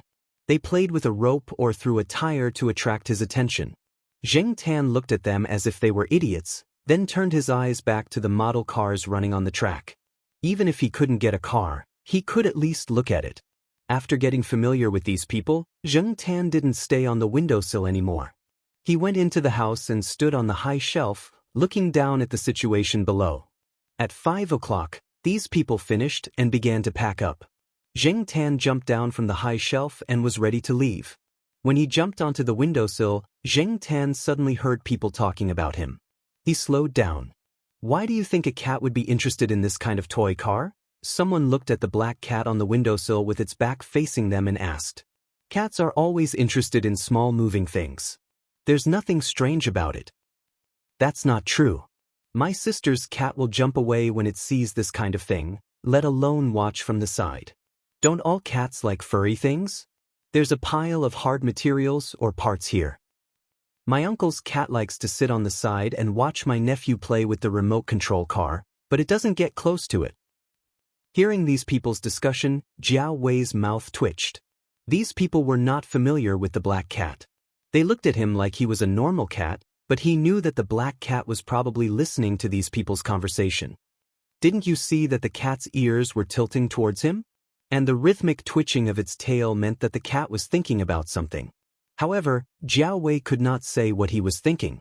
Associate Professor Jiao had talked to him before, and Jiao Wei clearly remembered the things to pay attention to when it came to cats, so he could only say it in his heart. After Zheng Tan returned to the Jiao family for dinner, he thought for a while, then decisively ran out. His goal was the old tiled housing area. For the past few days, Zheng Tan's mind had been filled with those running model cars. To be precise, it was the miniaturized cars. Some of the model cars in the hands of those people could no longer be called toys. They were all high-end products, full of technical content. Recently, Zheng Tan had been thinking about cars. One day, when he was lying on a tree branch and sunbathing, he heard two college students walking by below talking about car models. His first reaction was, car models? Not car models. It wasn't until he heard the two college students talking about cool and glamorous girls with hot bodies that Zheng Tan realized that the car models they were talking about were not the car models. Zheng Tan suddenly felt that he was much more pure. When he first heard the word big boobs, his thoughts had gone astray. He looked up at the sky. The moon was bright and the stars were sparse. Not bad. There were no street lights in the old tiled housing area. There were only a few street lights at the edge of the road. Most of the other areas were dark. The school probably thought that this area would be demolished and rebuilt sooner or later, so there was no need to change the street lights. Zheng Tan was walking along the path to the house where Jiao Wei's sports car was. Suddenly, he felt that he was being followed. Due to the direction of the wind, Zheng Tan could not smell anything unusual. However, Zheng Tan could hear the slight rustling of the grass. Also, based on his intuition, Zheng Tan felt that someone was watching him, but it was not malicious. A black shadow jumped out from the bushes and rushed toward Zheng Tan. Zheng Tan was vigilant. He knew the location of the black shadow before it jumped. Seeing that the shadow was rushing over, Zheng Tan jumped away and slapped it a few times. He did not use much strength, just like when cats were playing with each other. Chapter 132. Seeing the sheriff didn't change Zheng Tan's route. After pausing for a while, he went straight to the old tile-roofed house where Jiao Wei's sports car was.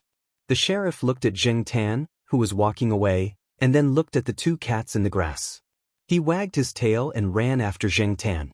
However, the cats in the grass also followed. For these cats, they didn't have a specific destination. They were just there to play. As Sheriff followed Zheng Tan, he would also turn to the side and play with the cats.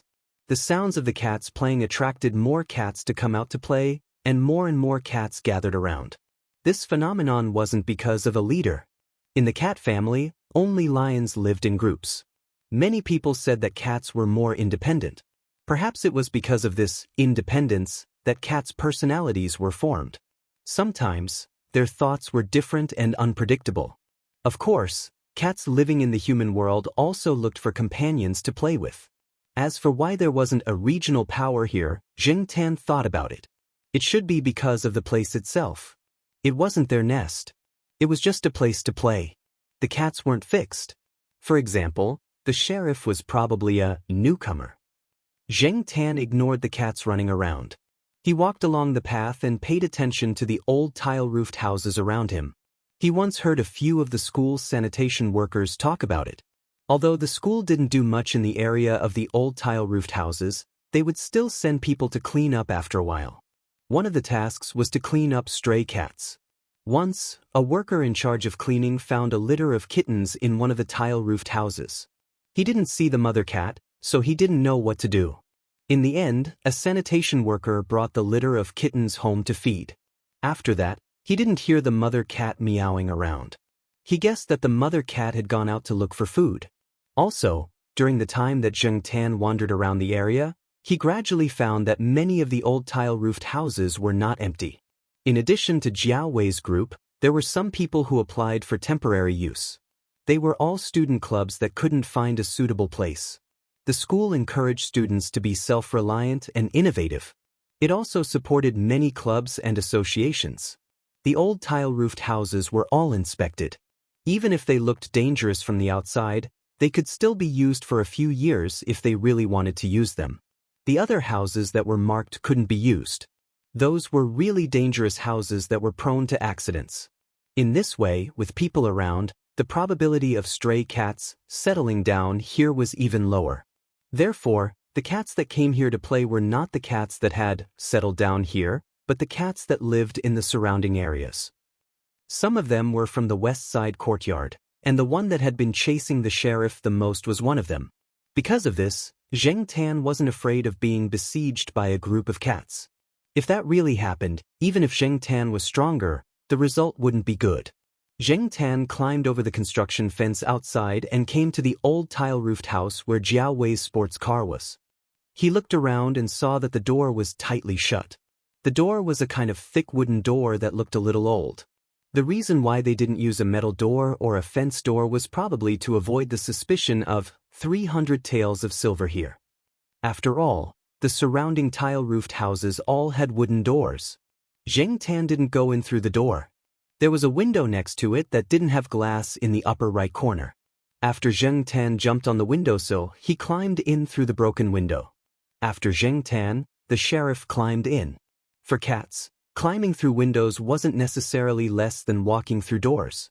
It was easy and very familiar. Although some of the other cats had followed them over, only 2 of them had managed to climb into the house. After the sheriff and the other 2 cats went in, they sniffed around and looked around. Zheng Tan didn't care about them. He jumped on a shelf and found a car model that hadn't been installed yet, as well as a matching remote control. The sheriff didn't understand what Zheng Tan was doing. When he saw Zheng Tan put the car model on the track, he went over and sniffed it. He raised his paws and patted it, but found it boring. He was about to leave to find something fun when he suddenly heard the car model make a sound. He was so scared that he arched his back and jumped back. But soon, when he saw the car model start running on the track, he became bold and followed beside the track.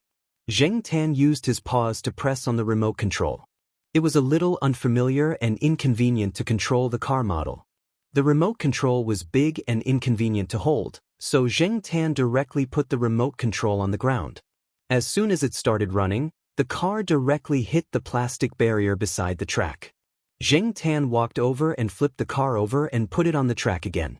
After a few seconds, he hit it again and flipped it over. Also, because it was a circular track, it was a little difficult to drive. Zheng Tan's current cat paws were not good at controlling details. He had never felt that it was so difficult to control a toy car model. Just like that, he hit it, flipped it over, hit it again, and flipped it over again. After a few repetitions, the situation became much better. Now he could reduce the number of hits and flips in one lap to less than 5. He was too focused just now. When Zheng Tan looked around again, he found that there were a few cats watching around the track. They were probably wary of new things, so they didn't get too close. At first, the sheriff followed the car, but later found that the car was fast and the car was only running in this area, so he squatted there and stared. After resting for a while, Zheng Tan was ready to start again. Suddenly, his ears moved and he looked outside. Then he ran to the side and jumped on a chair by the window. He stood up and looked outside from the window. A construction fence was pushed, and a sneaky figure came in from outside. Under the moonlight, even human eyes could see them. Unfortunately, there weren't many people around at night. Young couples rarely came here on dates. After all, there were no street lights and no sense of security. That was the most likely possibility. But there was someone in this shabby place? After the person came in, he looked around and found that there was no one else. He called the people behind him to come in together. A man and a woman. They looked very young, like school students. There were too many young couples like this.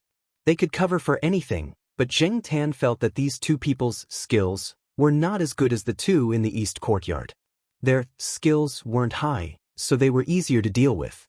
When the people outside pushed the construction fence, the cats outside were scared and ran away, so the man and woman didn't notice how many cats were around.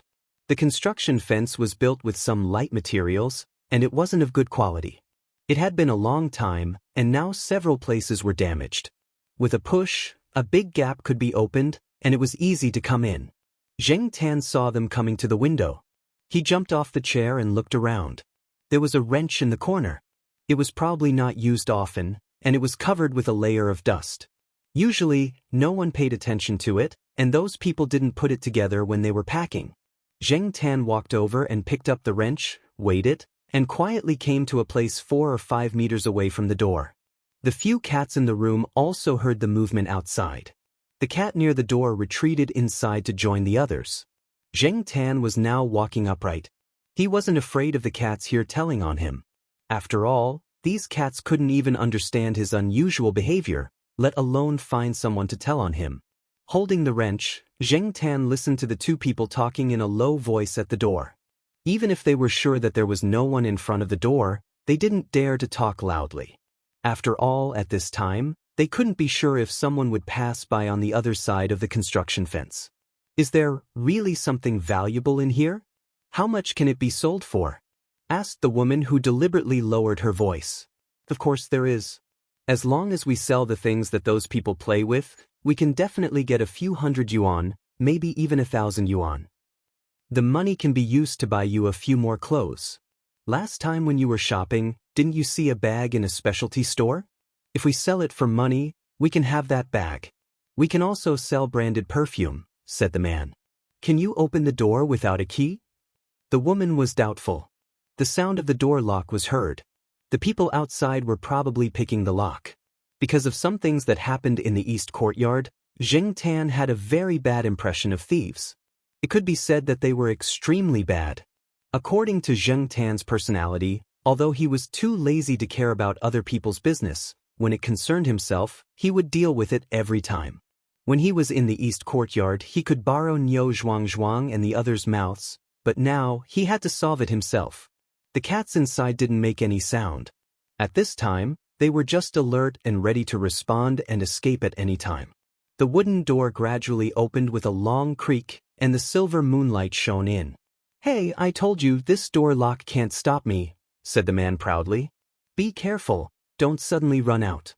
The woman seemed to be a little scared, but the temptation of branded clothes, bags, and perfume was too great. She still followed in. It's okay, there's definitely no one. The voice stopped abruptly because they saw pairs of shining eyes. In the silent night, under the silvery white moonlight, in the old tile-roofed house, especially when both of them were guilty of something, suddenly seeing these shining eyes would always make one feel terrified. Ah, the woman wanted to scream, but just as she made a sound, the man covered her mouth. Don't be afraid, it's just a cat, not a person. Although he was also shocked just now, but probably because he had done this kind of thing more often, the man's psychological quality was stronger than the woman's. However, before he could finish his words, he felt a sharp pain on his face. Bang! Blood splattered from his nose, and one of his front teeth fell out. Someone once lamented that when a thief met a cat, what could the cat do? A dog could still warn the thief and bite him, but the cat would probably have run away or curled up in a corner to sleep. Yes, most of the time that was the case. Unfortunately, this thief was unlucky today. The blood-stained wrench fell to the ground with a crisp clang. Chapter 133. Zheng Tan didn't run away like the other cats. Before the man could react, he picked up a stool and threw it at him. Bang! Another blow. Blood flowed from the man's nose. It was sticky between his fingers. The man felt dizzy, but even so, he knew one thing.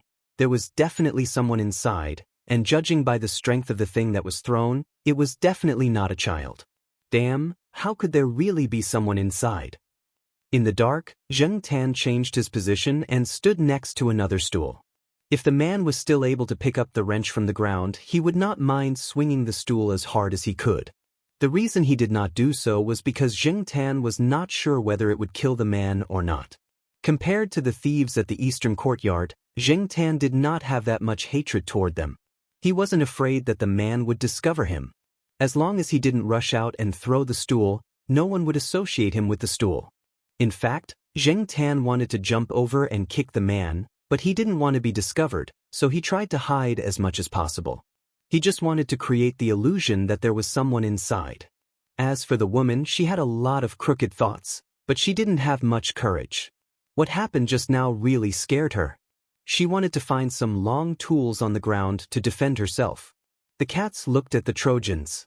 But when she lowered her head, she directly met a pair of bright cat eyes. She saw that the cat was standing 2 steps away from her. It didn't move and just stared at her. She couldn't see much emotion from the pair of bright eyes because of the reflection of light. Whether it was friendliness, curiosity, or vigilance, they were all covered by the light. The woman was very scared and didn't care so much. She took something out of a small satchel and threw it at the cat in front of her.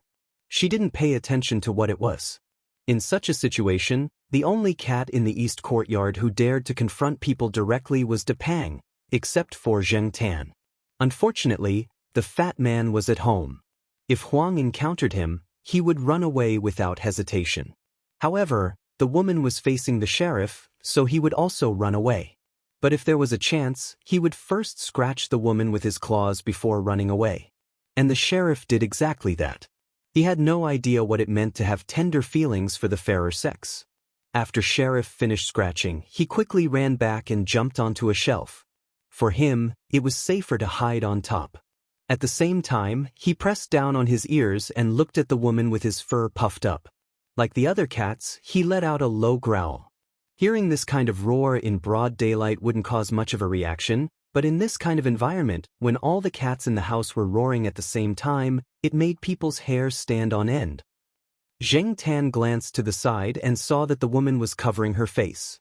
She screamed, turned around, and ran out. Based on the woman's height, it was possible that the sheriff had jumped up and scratched her face, but he did not know to what extent. Could it be that the sheriff learned this trick when he peeked at the girls fighting and scratching their heads? No matter what, this guy's behavior was getting more and more aggressive. As soon as the woman ran away, the man who was about to fight back also turned around and ran away. His mind was finally clear, but the situation in the house was not clear. He did not know how many people were in the house. Now that he was alone, he did not know what to do, so he might as well run away. As soon as the 2 people who blocked the door ran away, some of the cats in the house ran out as well. Zheng Tan did not chase after them, nor did he run away immediately. He squatted down and thought for a while. It was getting late. According to his usual habit, he should go home. If he was late, the Jiao Pa and Jiao Ma would have a problem with it. They were afraid that something would happen to Zheng Tan again. But now, there were bloodstains on the ground. Even if he closed the door, the Jiao Wei and the others would probably be shocked the next time they came. No one would know what had happened. If they really wanted to investigate, they would not be able to find anything after a long time. It would be too late to take preventive measures. Today was Thursday. There were still 3 or 4 days until the next time they came. No one knew if there would be more thieves in the next 3 or 4 days. If there was a first time, there would be a second time. The things left here were not worth much, but that was only relatively speaking. Even if they could only be sold for a few thousand yuan, the thieves would still remember them. Most of the people who played this game were probably not short of money. People like the Jiao Wei were in the minority. However, those people had spent a lot of effort to tidy up the place. If they messed up and lost some parts, they would definitely be unhappy. Should he remind them, or should he just stay out of it? He could just walk away. The people here knew that although there were not many cats living here, there were many cats around. They would not think that it was Zheng Tan. Besides, there were thieves here, not the cats. If they wanted to blame someone, they should blame the thieves, not the cats. Zheng Tan did not want to be nosy, but if he could make those people thank him this time, even if he damaged their cars in the future, they would not be angry, right? Instead of thinking about asking for help, it was better to let people owe him a favor. This was the conclusion that Zheng Tan came to after meeting some people and experiencing some things. For people like He Tao and Yi Hao, if you asked them for help, even if you took out some benefits in exchange, they would at most satisfy your request temporarily. However, it was different to let them owe you a favor. That was a long-term investment. After making the decision, Zheng Tan put the cars and remote control that he had just played with back to their original places, and then walked to the side of the circular track. In order to set off the atmosphere, there were some small flags in the inner and outer circles of the circular track. There were flags in red, yellow, white, black, and blue. There were also pictures and words drawn by those people on them. Zheng Tan pulled out some of the small flags and threw them on the ground. Otherwise, it would be too conspicuous to pull out just one. Grabbing the small white flag with the words on it, he rubbed the sharp end of the flag in the blood that had not yet coagulated. Then, Zheng Tan carefully held the clean flagpole in his mouth and ran out. The sheriff ran out after him, but after just a few steps, he could not see Zheng Tan's shadow. He wagged his tail and turned back to have fun. Anyway, there were still a few cats inside, so he could continue to play for a while. Zheng Tan ran to Jiao Wei's shop with the small flag stained with blood in his mouth. During this period of time, Jiao Wei's small restaurant had been doing well. Jiao Wei would help there at night and not return until after 10 o'clock. At this time, Jiao Wei was helping to wipe the table. The last group of people had just finished eating and left. While he was wiping the table, a figure suddenly rushed over and jumped onto the table, leaving a few footprints. Zheng Tan put the small white flag in front of Jiao Wei, wondering if this kid could tell the origin of the small white flag. Jiao Wei looked at the small flag in front of him and was stunned. After noticing the words and blood on it, he looked at Zheng Tan, then looked at the small flag. He lifted Zheng Tan up to check and found that he was not injured. Whose blood is this? No, wait, isn't the flag in the house over there? The words on the small flags were written when they were joking. There were signatures and competition records, and this small flag was the competition result from last Monday's performance test. Of course, Jiao Wei could recognize it. After asking the question, Jiao Wei remembered that it was just a cat in front of him. He did not say anything else and immediately used the shop's phone to call someone. Are you sure you locked the door? It's okay. I'm just asking. After hanging up the phone, Jiao Wei said goodbye to his parents and rode his second-hand bicycle to the old tile-roofed house. Zheng Tan, who was squatting on the table, watched Jiao Wei leave and cursed in his heart. He actually left the hero behind and ran away by himself. He then jumped off the table. He did not go straight home. He planned to go to the old tile-roofed house to see what was going on. The reward for reporting the news had not been decided yet.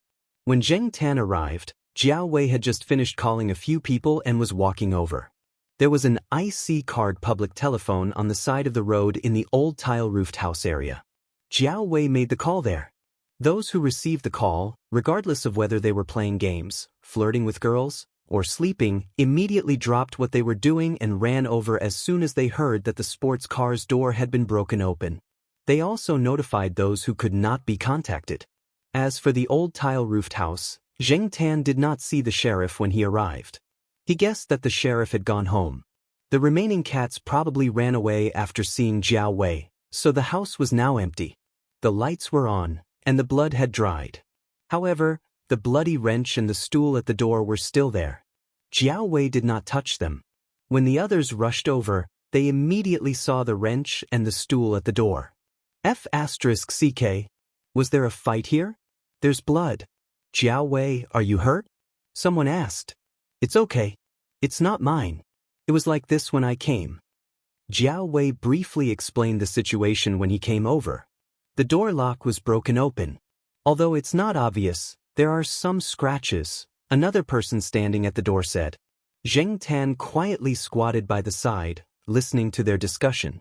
When Jiao Wei told them about how he had carried the flag, a few people gathered in front of Zheng Tan, praising him and asking him questions. However, Zheng Tan maintained a blank expression, pretending that he did not know anything and did not understand what they were saying. He looked no different from the other cats. He finally made up his mind. As long as these people did not deny his contribution, it was fine. Forget it. We can't get anything out of a cat. It's already good enough that it tipped off Jiao Wei. That, Brother Cheng said. The person next to him nodded. That's true. F***CK, if I find out who broke open the door, I'll beat him to death. I didn't expect this place to be remembered. Tisk, People nowadays are willing to do anything for a little bit of profit.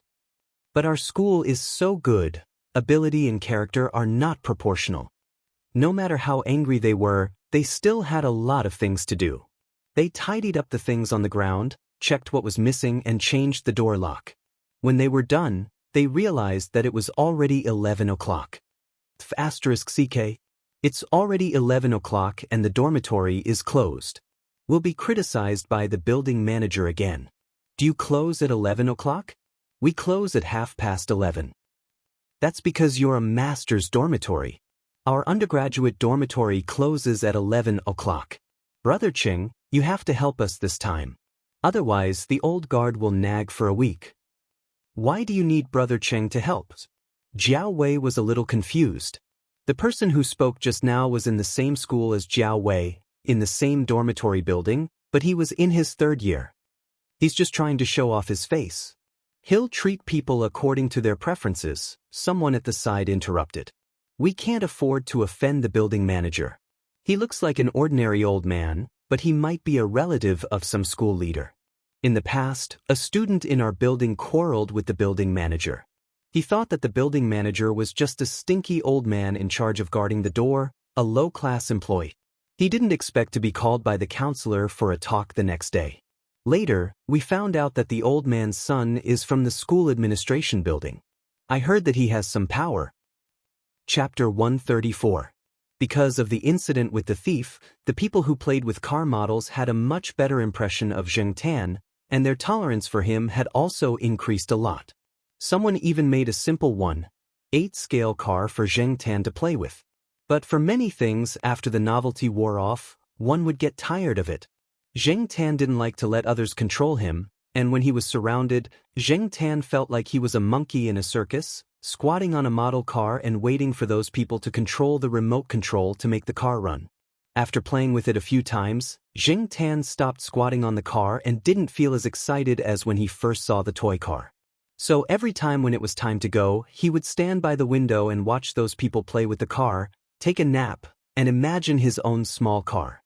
Zheng Tan himself knew very well that the car thing was just a fantasy, and it was impossible to have a special car that belonged to him. After all, he was just a cat now. Who would spend so much effort and money to make a car for a cat? And even if he spent money on a cat car, he might not be able to use it, and it would be a waste of money. Even if these students were grateful for Zheng Tan's warning, they would only allow Zheng Tan to play with the car. After yawning, Zheng Tan was ready to change his lying position, but when he turned his head, he saw someone standing not far away from the bush. It was an acquaintance. Zheng Tan thought that he was very alert, but just now, he didn't notice Tong Qing standing there at all. This person's presence was really weak, and because of this, he couldn't be underestimated. Otherwise, he wouldn't have become Fang Xiaokong's driver. When did Tong Qing come? How long has he been here? Or has this guy been watching here for a long time? Looking around, Zheng Tan didn't see the car with 4 laps, nor did he see Fang Xiaokong. While he was thinking, someone in the old tile-roofed house called Zheng Tan over to play with the car, which distracted Zheng Tan. When he looked back out of the window again, Tong Qing was no longer there. Puzzled, Zheng Tan didn't stay there for long. He jumped out of the window and ran toward the east courtyard. When he passed by the guard, Zheng Tan deliberately slowed down to let the guard see him. If Fang Xiaokong had been here, the guard would definitely say something. Not only Zheng Tan, but also Huang, the sheriff, Sahara, and other pets passed by the door. When the guard saw them, he would say a word or two or call their names. He was probably lonely here and had no one to talk to. Whether it was the security guards or the building managers, they all had sharp eyes and good memories. They would remember who had come and who they were looking for after just one visit. Therefore, as soon as the security guard saw Fang Xiaokong's car, he knew that he was looking for Teacher Jiao's house in Block B. Unfortunately, the guard only said, "Oh, you're back so early today." He continued reading the newspaper and didn't mention the 4 circles at all. This made Zheng Tan even more puzzled. If he didn't come to the courtyard to look for someone, why would Tong Qing appear at the old tile-roofed house? Tong Qing wouldn't act at will without Fang Xiaokong's instructions. In other words, Fang Xiaokong must have known that he went to the old tile-roofed house to look at people playing with cars. Then would the third master Fang buy a car model and send it over? Zheng Tan lay on a sycamore tree and thought about the possibility of the third master Fang buying a car model. Over the next few days, Zheng Tan deliberately observed and didn't find Tong Qing. He also didn't hear Jiao Pa mention Fang Xiaokang and the car model. Now, Jiao Pa was busy again and Xian didn't see anyone. As for Su Chu, he stayed in the laboratory all day in order to shine at this year's annual academic meeting. It was the end of the semester again and the two children were preparing for the final exam. The people around him were busy running around. Zheng Tan felt that he was really bored out of his mind. Depang was napping on the balcony. Huang had diarrhea and was resting at home. He didn't know where the sheriff went again. When he was bored, Zheng Tan liked to walk around and see new things. Otherwise, Zheng Tan really felt like he was just waiting to die. It had been a long time since he went to the Jiaoyuan school. Zheng Tan decided to walk there. This time, he wanted to walk a little further to see. On the way to the side door, he passed by a sports field. There were many people running on the basketball court. There were also people cheering and shouting. There was probably a basketball game going on. Zheng Tan jumped up a tree and prepared to take a look. Before he could stand firm, he heard a loud voice shouting, "Brothel men! Come on!" Hearing this, Zheng Tan almost slipped down from the tree. When he steadied himself and looked over, he found that it was the Ji Institute. There was a sign next to the basketball court. Ji Institute 04 vs 04 Economic Management. Compared to middle school and elementary school students, college students were much more relaxed. After experiencing the devastation of the college entrance examination, this kind of college exam was nothing to them. Recently, there were still many people on the basketball court. Especially in this situation, the players on both sides seemed to have been injected with chicken blood because there were beautiful girls from the School of Economic Management standing around them. There were many men in the School of Economic Management and many girls in the School of Economic Management. Regardless of whether they were from the School of Economic Management or the School of Economic Management, the players on the basketball court were full of energy to show off. In the rest area, a student wearing the Ji Institute 04 uniform took 2 sips of mineral water and said to the person next to him, "In middle school, I always liked to wear the uniform of my idol in the NBA. Now, I always like to wear the stupid uniform with my name and school printed on it. I even get a little excited wearing it." As he said this, he shouted to the court, "Boys from the School of Economic Management, beat the School of Economic Management." The School of Economic Management, standing on the opposite side of the court, glared at them. The guy who shouted became more and more cocky. No matter what, the girls on the opposite side were looking over, right? Just as Zheng Tan and the boys from the School of Economic Management were looking at the girls together, in an office on a certain floor of the Department of Engineering, Cheng Zhong looked at a contract in front of him and felt a little conflicted. It was very common for graduate students to take on private jobs. Although graduate supervisors always hoped that their students would devote all their time and energy to their projects, with their meager salary and state subsidies, they couldn't even afford to buy a bag for their girlfriends. Therefore, those who could afford to take on private jobs would do so. Cheng Zhong started taking on private jobs when he was an undergraduate. He wasn't afraid of being criticized by his supervisors. After all, the supervisors knew in their hearts and just pretended not to know anything. At this moment, the contract in front of Cheng Zhong was very attractive, but this job was a little puzzling. "Mr. Fang, I've never done this kind of car model before." "It's okay. I believe in your ability.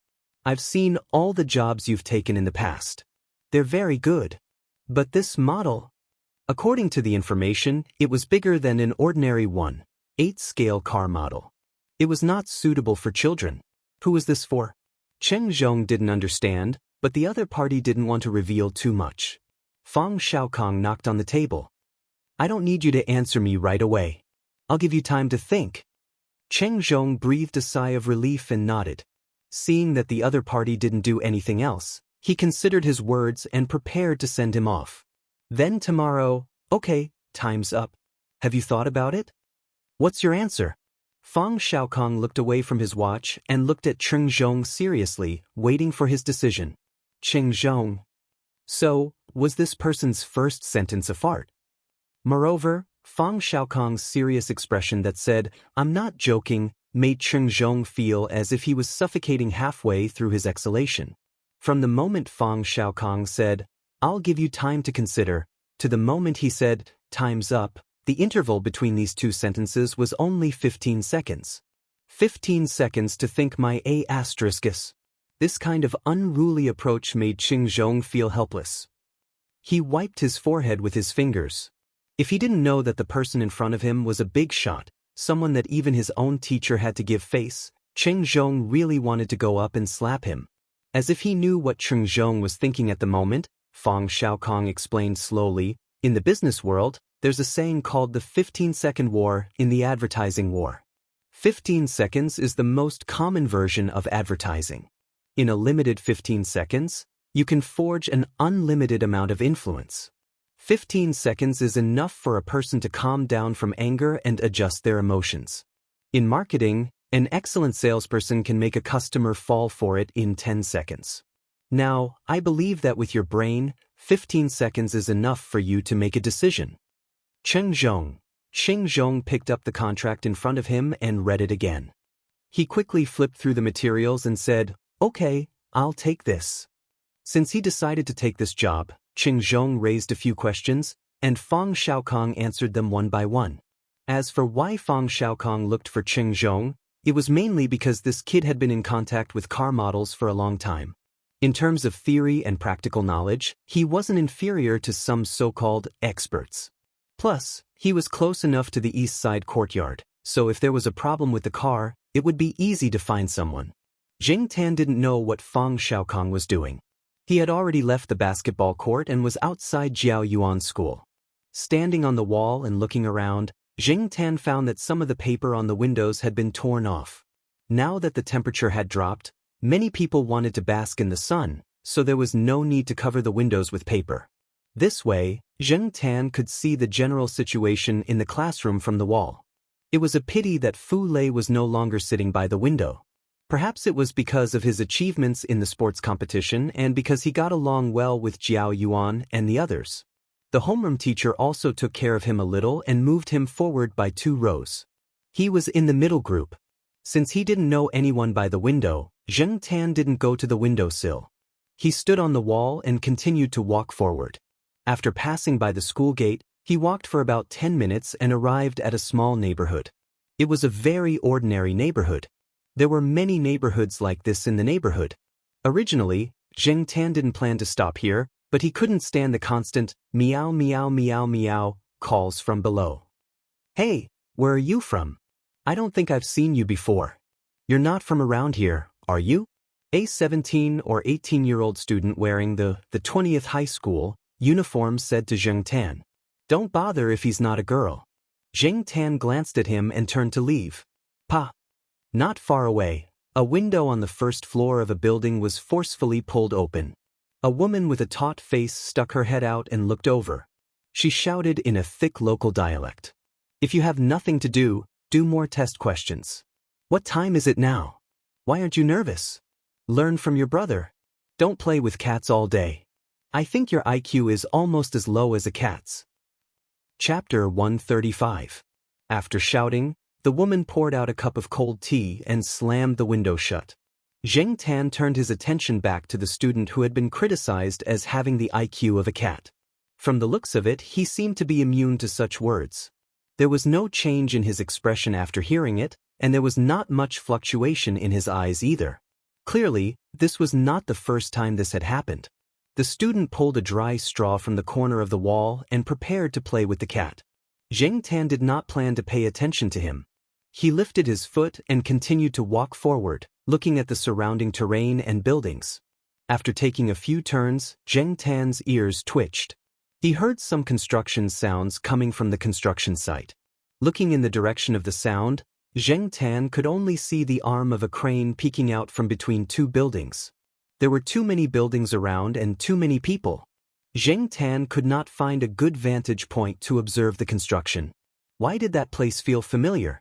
He could not remember where it was. Jing Tan was strolling in a new area. His sense of direction was a bit blurry, so he did not think too much about it. After strolling for a while, he went back along the road. On the way back, Zheng Tan passed by the neighborhood again.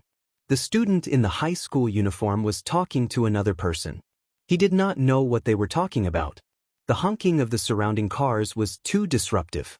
When the honking stopped, Zheng Tan walked closer. He heard the person snort in disdain and say, "How can a sparrow know the ambition of a swan?" The man in the school uniform smiled indifferently. "That's not right. How can a swan know the joy of a sparrow?" Zheng Tan squatted on the wall and listened to the two people debate about sparrows and swans. One had a sense of superiority that said, "You don't know how big the world is." The other had a look that said, "This is how I am. What can you do to me?"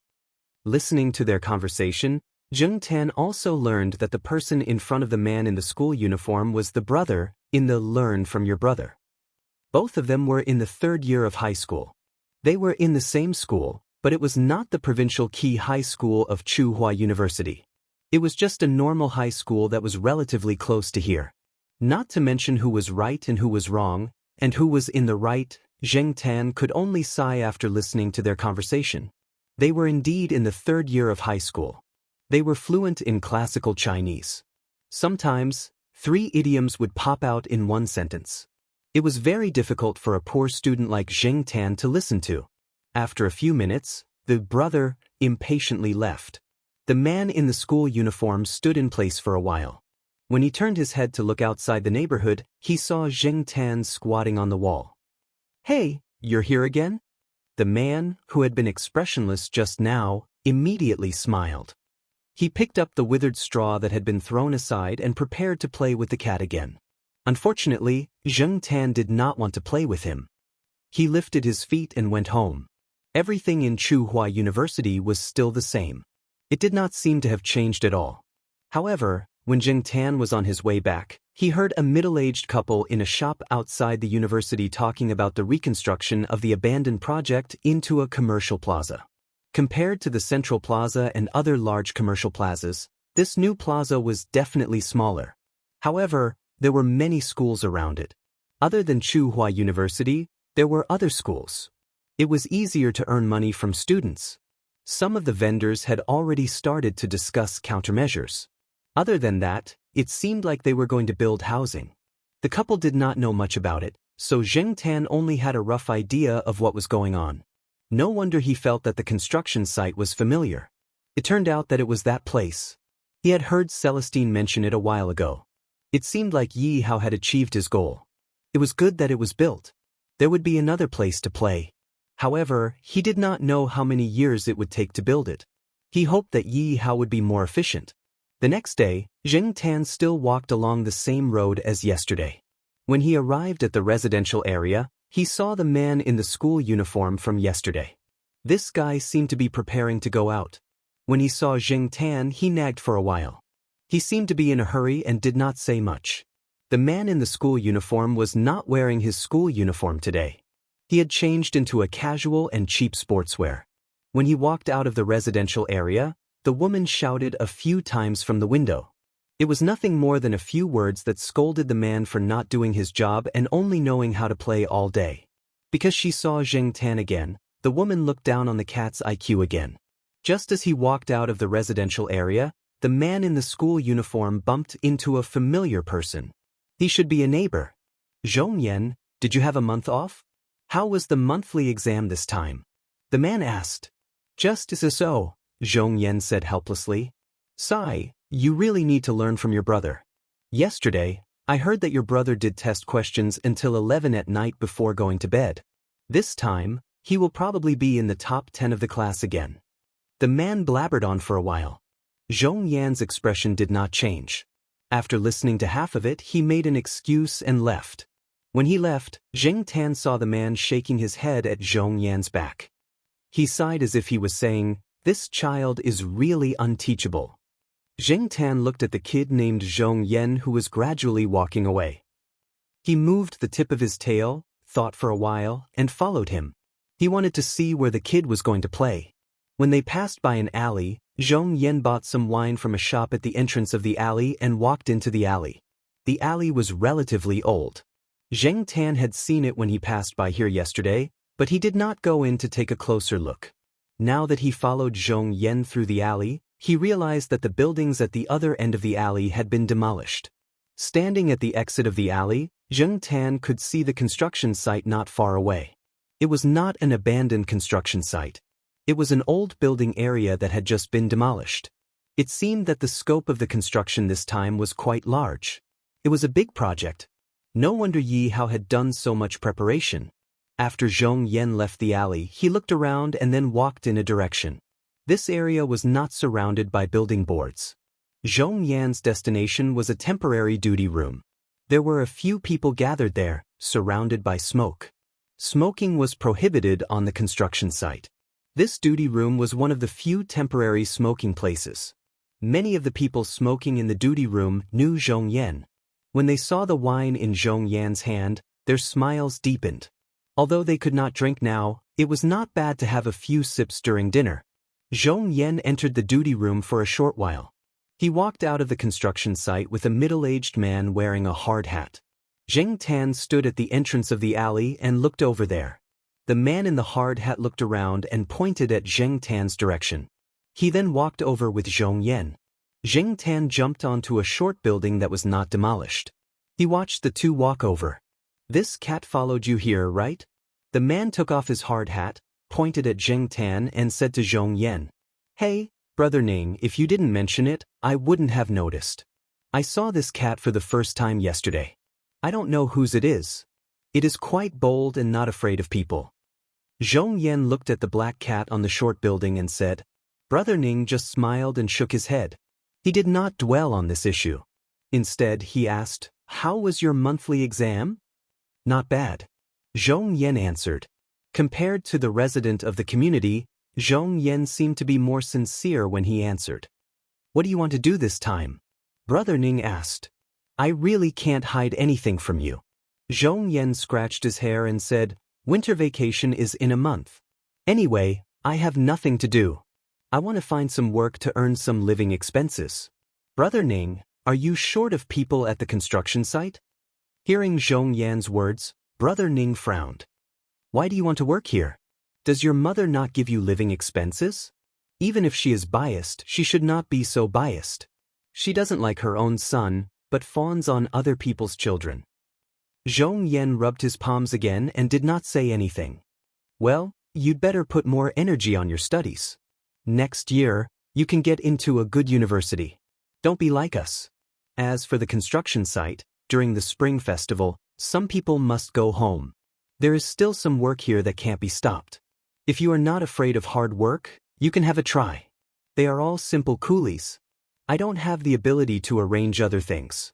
"Thank you, Brother Ning." Zhong Yan was very happy. "Don't mention it. Don't worry about the construction site. There must be work. But the most important thing for you is to get into a university. People like us who have a junior high school education can't wait to envy you. Brother Ning, aren't you doing well now? In the past 2 years, you have bought a house and a car. You also have a wife and children." Although Brother Ning and the others were not knowledgeable, skills could not be learned well from books. Brother Ning and the others had been in this line for several years. They had become familiar with it and made some money. "You don't understand. Even if we have money, those people in the society still look at us with contempt. Although they are very polite in front of us, they may belittle us in their hearts. I have heard a lot of words like vulgar, shallow, country bumpkin, nouveau riche. I used to tell myself that those people were jealous, but there are too many people like that. We can't deceive ourselves." While speaking, Brother Ning found that Zhong Yan lowered his head. He felt that he probably put too much pressure on this child. So he changed the topic and said, "But our boss used to tell us that some people's intelligence only comes from books, but some people's intelligence can penetrate into society. Now it's hard to say who will live better in the future. Everyone has his own evaluation standard. We just need to live our own life. Times are progressing. As long as we uneducated people live better than those intellectuals, we will be satisfied. Little Zhong, even if you are not good at studying, you have a good brain. You will definitely be better than us in the future." Zhong Yan did not refute, nor did he explain anything. Instead, he asked, "Brother Ning, does your boss have any taboos? I will pay more attention at that time." Taboos? It should be nothing. You know that we have been in the underworld. Oh, I remember. I heard that our boss doesn't like cats, especially black ones. But our boss doesn't come here often, and you can't bring the cat into the construction site. It should be nothing. You just need to know. After talking for a while, Brother Ning stood up, patted the dust on his pants, and walked towards the construction site. Watching Brother Ning leave, Zhong Yan said to the black cat lying there, "Alas, I really envy you cats. They eat, sleep and eat. They don't have to worry about anything." Chapter 136. The reason why Zhong Yan liked cats could be traced back to when he first moved here. A single-parent family formed a new home with another single-parent family, but Zhong Yan didn't have any sense of belonging to this new home. That age was the rebellious period where metaphysical, psychological activities and physical activities coexisted. Jing Tan didn't know what Zhong Yan had encountered. Every family had its own difficulties, and Zhong Yan didn't go into detail. However, Jing Tan could guess from Zhong Yan's words and expressions that it was definitely not a good memory. At that time, Zhong Yan, who had just quarreled with his mother, ran out of the building and stayed in the corner of the neighborhood wall to vent his anger. The slanted sunlight made the wall cast a black shadow on the ground. Zhong Yan hid in the shadow of the corner of the wall. He was only one step away from the sunlight, but he still didn't want to take half a step. The more Zhong Yan thought about it, the more aggrieved he felt. He wiped his red eyes and suddenly found the outline of a cat in the shadow of the wall. Turning his head to look, the glaring backlight made Zhong Yan dazed for a moment. Standing on the narrow wall, the cat looked down at the people under the wall casually, as if nothing could disturb its mood. Raising his hand to block the sunlight, Zhong Yan retreated away from the wall. Looking at it from a different angle, without the glare of the sun, Zhong Yan saw that the cat was looking at him. After looking at each other for 2 seconds, the cat narrowed its eyes, turned its head, and continued to walk forward. When the cat stood in the sunlight and narrowed its eyes, Zhong Yan felt a pleasant warmth surround his body, as if the whole world was smiling. He stood in the same place and watched the cat walk further and further away under the sunlight. When Zhong Yan was in his neighborhood, he always seemed to be wearing a mask. He only showed a little of his true nature when he was playing with the cat. In contrast, Jing Tan could see Zhong Yan's perfunctory attitude when facing his mother and brother.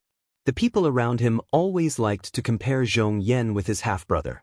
To sum it up in one word, it was pale in comparison. They felt that Zhong Yan couldn't compare to his brother in any way. The human heart is too complicated. You cats don't understand? Actually, I don't understand it either. I just feel helpless. You tell me, every time I grow a pair of wings, they break them. Why do they despise me for not being able to fly high or far? Little kitten, can you understand how I felt when I desperately studied to prove my ability and happily showed my middle school exam results to them, only to be told that I was not allowed to go to Chu-Hua affiliated high school and had to go to another ordinary high school with my so-called brother? When it came to science, I wanted to choose liberal arts, but the man said that it was not good to study liberal arts. As a well-known physics teacher, he would lose face if he said that, so I was called a science student. So, later on I thought, why should I be in such a hurry to prove myself? What was the point of letting himself fall and bleed? Sometimes, being too outstanding might not be a good thing. With that said, Zhong Yan picked up a small stone next to him, looked at Jing Tan and asked, "Do you know the speed of the universe?" Jing Tan. Cosmic speed? What the hell was that? It sounded very profound, but it sounded a little familiar. Zhong Yan casually threw the stone in his hand up. The stone drew a parabola in the air and fell to the ground. This speed can only allow it to do this kind of movement. An intercontinental missile can cross thousands to tens of thousands of kilometers and land in another place.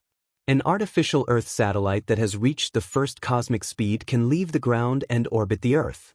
When it reaches the second cosmic speed, it can get rid of the shackles of the Earth's gravity. When it reaches the third cosmic speed, it can get rid of the shackles of the Sun's gravity and leave the solar system to enter the wider universe. When it reaches the fourth cosmic speed, It can get rid of the shackles of the Milky Way's gravity and fly out of the Milky Way.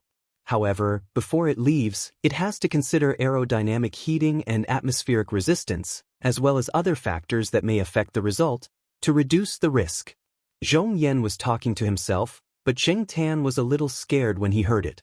And to talk about the cosmic speed to a cat, Zheng Tan felt that the kid in front of him was quite similar to Jiao Pa. And these words obviously implied other meanings, but he didn't know who this guy was alluding to. At the same time, Zheng Tan could also tell from these words that Zhong Yan, this kid, was definitely not a pure and harmless person. This kid was very likely hiding his true strength, and he had been hiding it for 3 years. He really could hold it in. Zheng Tan couldn't imagine that such a teenage kid had been hiding his true strength since the first day of high school. There were many things that Zhong Yan couldn't let others know. Even Brother Ning, who had helped him many times, didn't know. But when there were too many things to keep in one's heart for too long, one would become crazy. Moreover, Zhong Yan was just a teenage student, not an old fox who had experienced the vicissitudes of life, so he had to find someone to talk to. So, the surrounding cats entered the role of listening. Zheng Tan just happened to be one of them. To others, talking to a cat must be a little crazy. No wonder the people in the neighborhood looked at Zhong Yan a little strangely. No wonder his mother was always hostile to cats. Zhong Yan had obviously been holding it in for a long time, and Zheng Tan wasn't like other cats who would run away or fall asleep after listening for a while. So, the more Zhong Yan talked, the more he talked, from escape speed to future plans, from the doctrine of the mean, to adapt to the situation, to the pleasure of being a dark horse in the college entrance examination. Don't talk about the 3 years of high school. After all these years of studying, no matter how much effort you put in, the final evaluation is the result of the college entrance examination. If you do well, it means that you worked hard. If you are smart, you will understand in the future. If you don't do well, you are a failure. I have to thank them that they don't like to add a subject when they talk to me, so I pretend that I didn't hear those harsh words. Anyway, they didn't add a subject, and they didn't mention me by name. Zheng Tan pulled his ears. The contents of the subject, the verb, the object, and the condition were all returned to him by the teacher. Now, Zheng Tan only knew the general meaning of the subject, and understood a little of the feelings that Zhong Yan was trying to express. As for Zhong Yan, to put it nicely, this guy didn't forget to find opportunities to step on others when he was wearing the skin of the doctrine of the mean.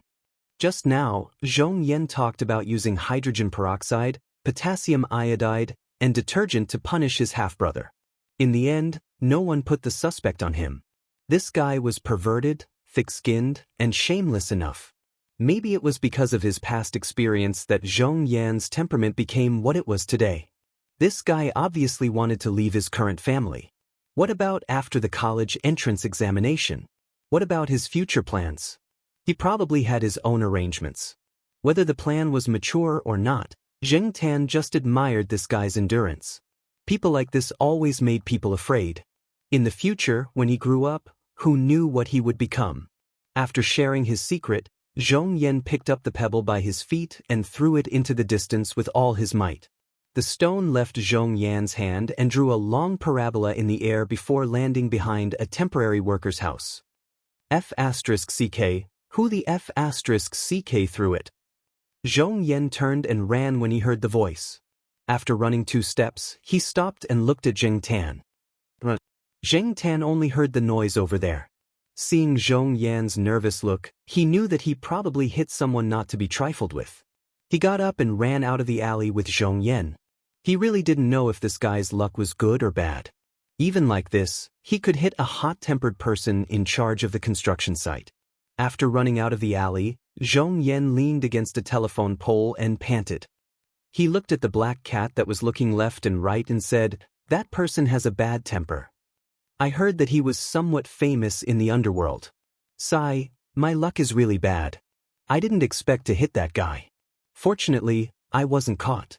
Otherwise, my plan to come work during the winter break would be ruined." After resting for a while, Zhong Yan patted the dust off his clothes, looked at the sky, and walked towards the neighborhood where his family lived. Zheng Tan jumped onto the wall. It was time to go home for dinner. "I really envy you cats." Zhong Yan slowly moved his feet. He was very reluctant to go home. Was it good to be a cat? If Zheng Tan could speak, he would definitely tell Zhong Yan his personal experience. People always thought that cats could entertain themselves. They could play with their own tails and claws for half a day like schizophrenics. They always seemed to be carefree. However, many people didn't know that cats also had worries. Cats could be anxious and anxious. It was just that many people couldn't see it. After dinner, the Jiaopa answered a phone call. He then said to Zheng Tan, who was lying on the sofa watching TV, "Black charcoal, come here. Mr. Fong has something to say to you." Zheng Tan was watching a soap opera with the Jiaoma. Today, it happened to be about two single-parent families. It was rare that he didn't fall asleep. On the TV, the child was crying hysterically because he was scolded. His nose was almost flowing to his mouth. When he cried, he even spat out a bubble. Zheng Tan wondered if Zhong Yan was like this when he heard the Jiaopa's call. Third Master Fong? Why would he call it this time? Since the last time he saw Tong Qing, Zheng Tan hadn't heard any news about Fong Xiaokong for a while. The Jiaopa pressed the speaker. Zheng Tan jumped onto the table, squatted next to the phone, and raised his paw to make a sound to let the other party know that he was listening. "Black charcoal, I've been busy recently. I didn't have time to take care of you. I'll give you a surprise later. However, you have to do me a favor. One day before New Year's Eve. You have to make some preparations then." The third Master Fong's words were half for Zheng Tan and half for the Jiaopa. The so-called preparation was to inform the Jiao family. It wouldn't be too abrupt when the time came. Zheng Tan's attention was attracted by the surprise that Fong Xiaokong mentioned. With Fong Xiaokong's personality, this surprise would definitely not be ordinary. Before Zheng Tan and the Jiaopa could react, the other party hurriedly hung up the phone. The third Master Fong did seem to be very busy recently. Chapter 137. It was January, and the calendar in the living room had been changed to a new one. According to the Gregorian calendar, a year had already passed. In the past year, Zheng Tan had experienced a lot and met a lot of people. His mood had been fluctuating, but when he thought about it carefully, he still dozed off most of the time. It couldn't be helped. After all, he was now a cat. After yawning and stretching, Zheng Tan jumped down from the tree. It was winter break again. Some of the primary and secondary school students had gone home for the holidays. Little Pamela was at home doing her winter homework, and Jiao Yuan ran out to play. This year, he was going back to Jiao Pa and Jiao Ma's hometown. Last year, because of Jiao Ma's injury, he stayed in Chuhua City to celebrate Chinese New Year. According to Jiao Yuan, celebrating Chinese New Year in Chuhua City didn't feel like the Chinese New Year. Zheng Tan didn't know what the so-called more Chinese New Year meant. He was looking forward to driving to that small town to celebrate the Chinese New Year. He wondered what the little guy he saved from the human traffickers looked like. TSK, forget it. It's better not to meet him. A naughty kid will be a naughty kid. As he thought about it, Zheng Tan looked at the courtyard. Depang was taken to visit relatives. Huang and the sheriff were staring at a Xingniao. Not far away, a gray magpie was jumping. Huang and the sheriff ignored it.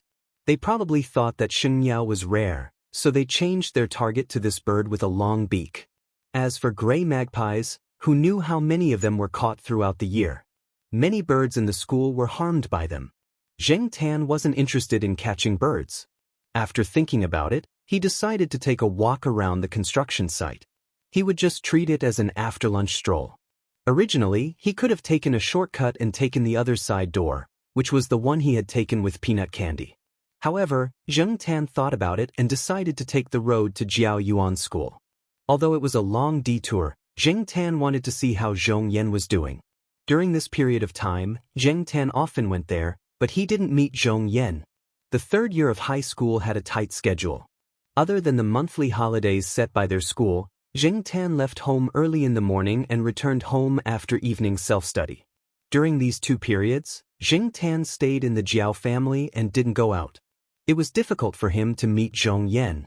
But that kid should be on vacation now. Perhaps it was because of the cold weather and lack of sunshine, but there were fewer cats outside. Zheng Tan walked on the wall and didn't see many cats. Jiao Yuan School was much quieter. Walking past the middle school, Zheng Tan arrived at Zhong Yan's neighborhood. He looked at the kid's house, but it seemed like there was no one there. He didn't hear any sound. Forget it. If I can't touch him, I won't touch him. After Zheng Tan left the neighborhood, he walked along the alley to the construction site. In 2 or 3 weeks, there were obvious changes in the area. Although the building wasn't built yet, it wasn't like before where there were signs of demolition and debris everywhere. Blue construction boards were also erected. Zheng Tan looked at the advertising billboards next to him. There was the name of Yi Hao's company on it, but Zheng Tan's main purpose wasn't to look at the company's name.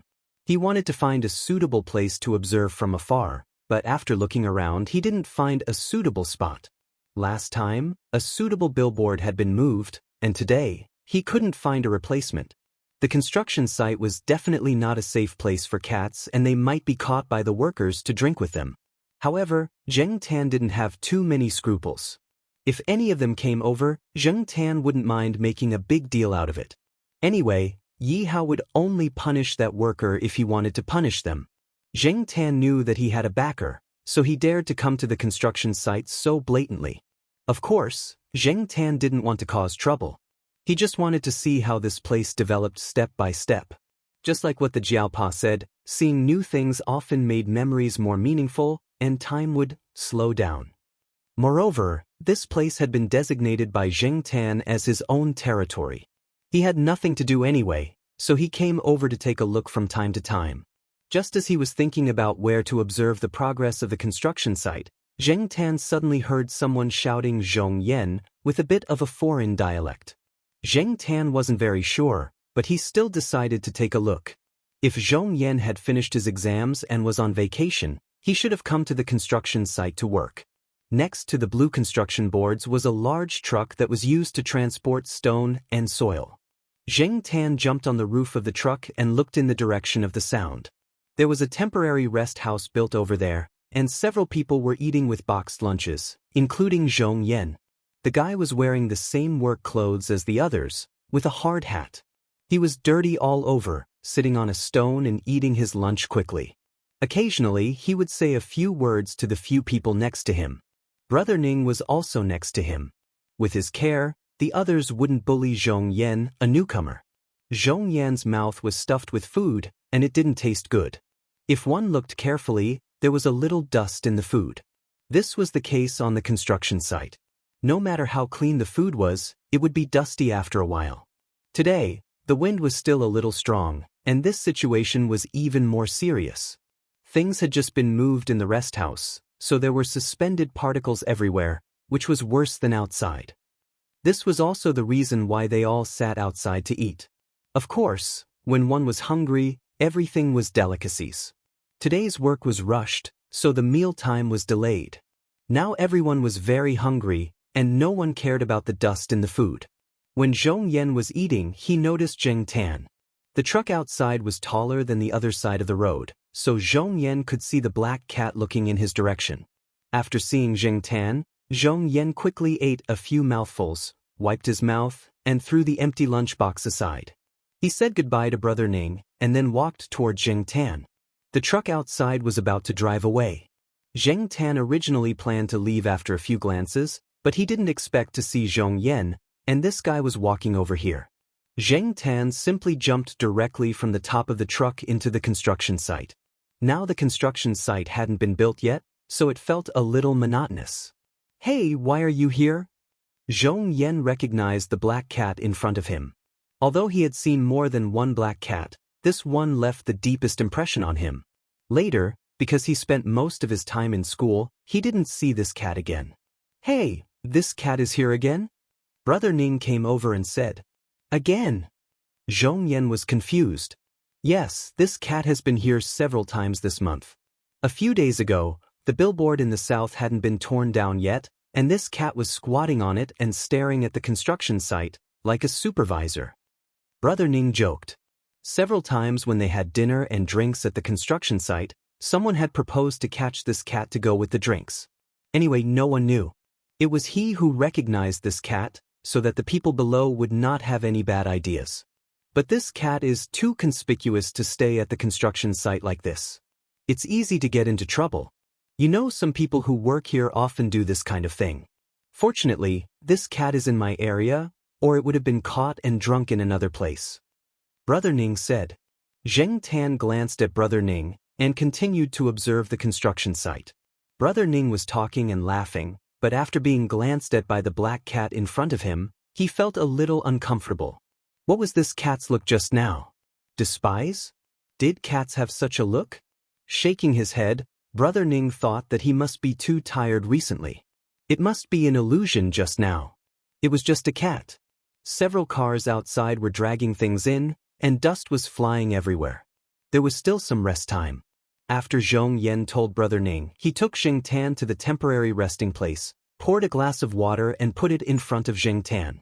Zheng Tan looked at the disposable plastic cup and then looked at the water dispenser. It was clean.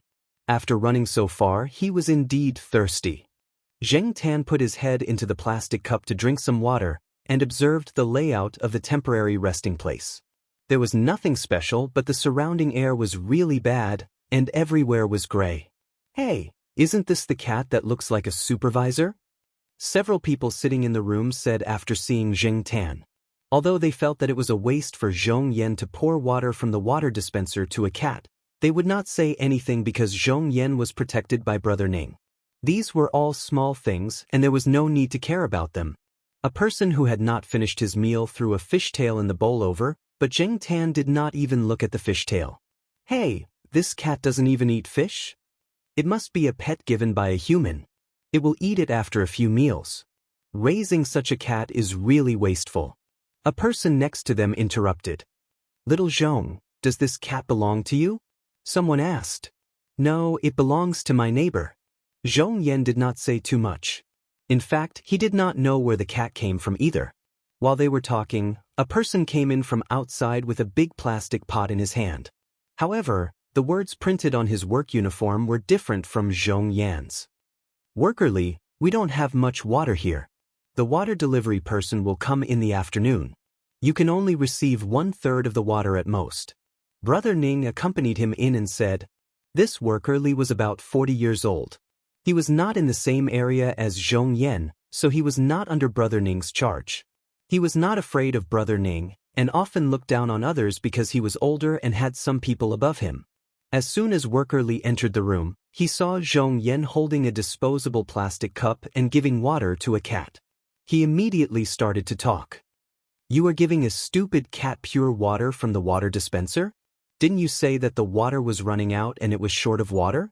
I see that you have quite a lot in stock. If so, I won't be polite. Also, is this cat to go with the wine? It just so happens that some of our people are hungry again recently. Remember to tell us when you want to kill the cat. Everyone who sees it will get a share. Workerly went to the water dispenser and started to fill the big jug with water. If he did that, the people here would be thirsty later. Brother Ning hurried over to stop him. What? Workerly, I can't compare to a cat? Do you think I am a beggar with such little water? Little Ning, I don't mean to criticize you. Workerly was getting more and more excited. He scolded Brother Ning in front of so many people in his area. Obviously, he did not give Brother Ning any face. However, Brother Ning was no longer the hot-blooded young man who would rush forward with a steel pipe no matter what the situation was. He stopped Zhong Yan, who was about to explain, and several others who looked angry and were about to speak. He knew engineerly. If Zhong Yan and others spoke, it would definitely have the opposite effect. Brother Ning took a deep breath and was about to defend himself. He had no choice. The bastard had someone above him. Although he also had someone above him, otherwise he would not be the person in charge of this area. But if the situation was not serious, there was no need to go to the top. Before Brother Ning opened his mouth, someone outside called Brother Ning's name. Hearing this person's voice, Brother Ning and Worker Li's expressions changed. Worker Li did not even take the water. He immediately put the jug aside, tidied up his clothes, patted the dust off his body, and went out with a humble smile on his face. Before Brother Ning went out, he made a gesture to several people. Some of the people who followed Brother Ning in this area were old acquaintances. They knew the meaning of Brother Ning's gesture. The people who were angry just now and looked like they would rush up and start a fight the next moment changed their attitude instantly. Zhong Yan, who had only worked here for a few days, was a little confused. The people next to him whispered to him that a big shot was coming and he should behave himself. Little Zhong the cat. Someone reminded him in a low voice. Was it the boss that Brother Ning mentioned? Thinking of Brother Ning's words, little Zhong was anxious and was about to put the cat into the cardboard box in the corner. Zheng Tan avoided Zhong Yan's outstretched hand and came to the back of the square table made of wood in the middle. Zhong Yan wanted to go over again, but it was too late. The people outside came in. The person who came in first was also in his 40s. He said a few words to the people next to him and asked about the recent progress here. Judging from the voice, it was this person who called Brother Ning's name just now. Is this the big shot? He seemed to be easy to talk to. Little Zhong was a little nervous. He knew that he could not judge a person by his appearance. The first impression was not everything. He only hoped that this person would leave as soon as he saw him. Unfortunately, things were different from what little Zhong thought. The people outside all came in. Brother Ning was not as strong as before. Worker Li also put away his arrogant look and was a little respectful and careful. And the person who was surrounded in the middle was the boss, that Brother Ning once mentioned to Zhong Yan. When Zhong Yan saw this boss, his first impression was that this person was not easy to deal with. Although he wore a faint smile and looked gentle, Zhong Yan had an intuition that this person was a tough nut to crack. What should I do? Zhong Yan stood on the side and lowered his head, trying to block the cat behind the table. Unfortunately, Zheng Tan did not cooperate with him and jumped directly on the table. Zheng Tan heard the voice outside just now. Although Ran Qi only said one sentence, Zheng Tan still recognized him. Ran Qi had always been avoiding cats, but Zheng Tan knew that even if this person was afraid of cats, he would not do anything to him. Seeing the black cat jump on the table in the middle, not only Zhong Yan, but also Brother Ning and several other construction site workers wanted to spit out blood. Damn, this cat is too good at causing trouble. Brother Ning regretted that he allowed Zhong Yan to bring the cat in just now. At this time, Worker Li seized the opportunity to make fun of Brother Ning. He said sarcastically, "Oh, there is a black cat here. By the way, I just saw that the people here were feeding it the purified water from the water dispenser. Don't you think it is a waste?" Ran Qi, who had just stepped into the door with a faint smile on his face, saw the black cat squatting on the table, and his face cracked. They looked at each other speechlessly and could only cry. This sentence was somewhat appropriate for the situation. He was not moved, but angry and regretful. Chapter 138. Why are you all blocking the door? A voice came. Zheng Tan's ears twitched. Hey, another familiar face. Coming out today was the right choice. Maybe in the future, there would be no need to look for observation points or be on guard against the construction site workers with ulterior motives. He could come here openly. Hey, Brother Leopard, you're here too? Said the middle-aged man with a smiling face who had led the way. Many people here knew Ran Qi, but most of them didn't know Leopard. After all, Leopard didn't come here often, and Ran Qi was the one in charge of managing this place. What's going on? Asked Leopard. Leopard's expressionless face made the people around him very nervous. The people who had been crowding around the door all backed away, leaving only Ran Qi standing in the middle of the door. Without waiting for the man to explain, Leopard had already strode in. As soon as he entered the door, he saw the black cat standing on the table in the middle of the room. Black charcoal? Why are you here? Leopard looked around and didn't see Celestine's shadow. According to the usual pattern, Celestine shouldn't be free today. Brother Leopard, you know this cat? The middle-aged man leading the way asked doubtfully. Yeah. Leopard didn't explain much. Leopard had only come today on a whim. They didn't know much about construction, but Yi Hao had said that now they were all outsiders and insiders. All they had to do was go around and supervise them. Whether they knew the industry or not was one thing, whether they went to check was another. This was a matter of attitude.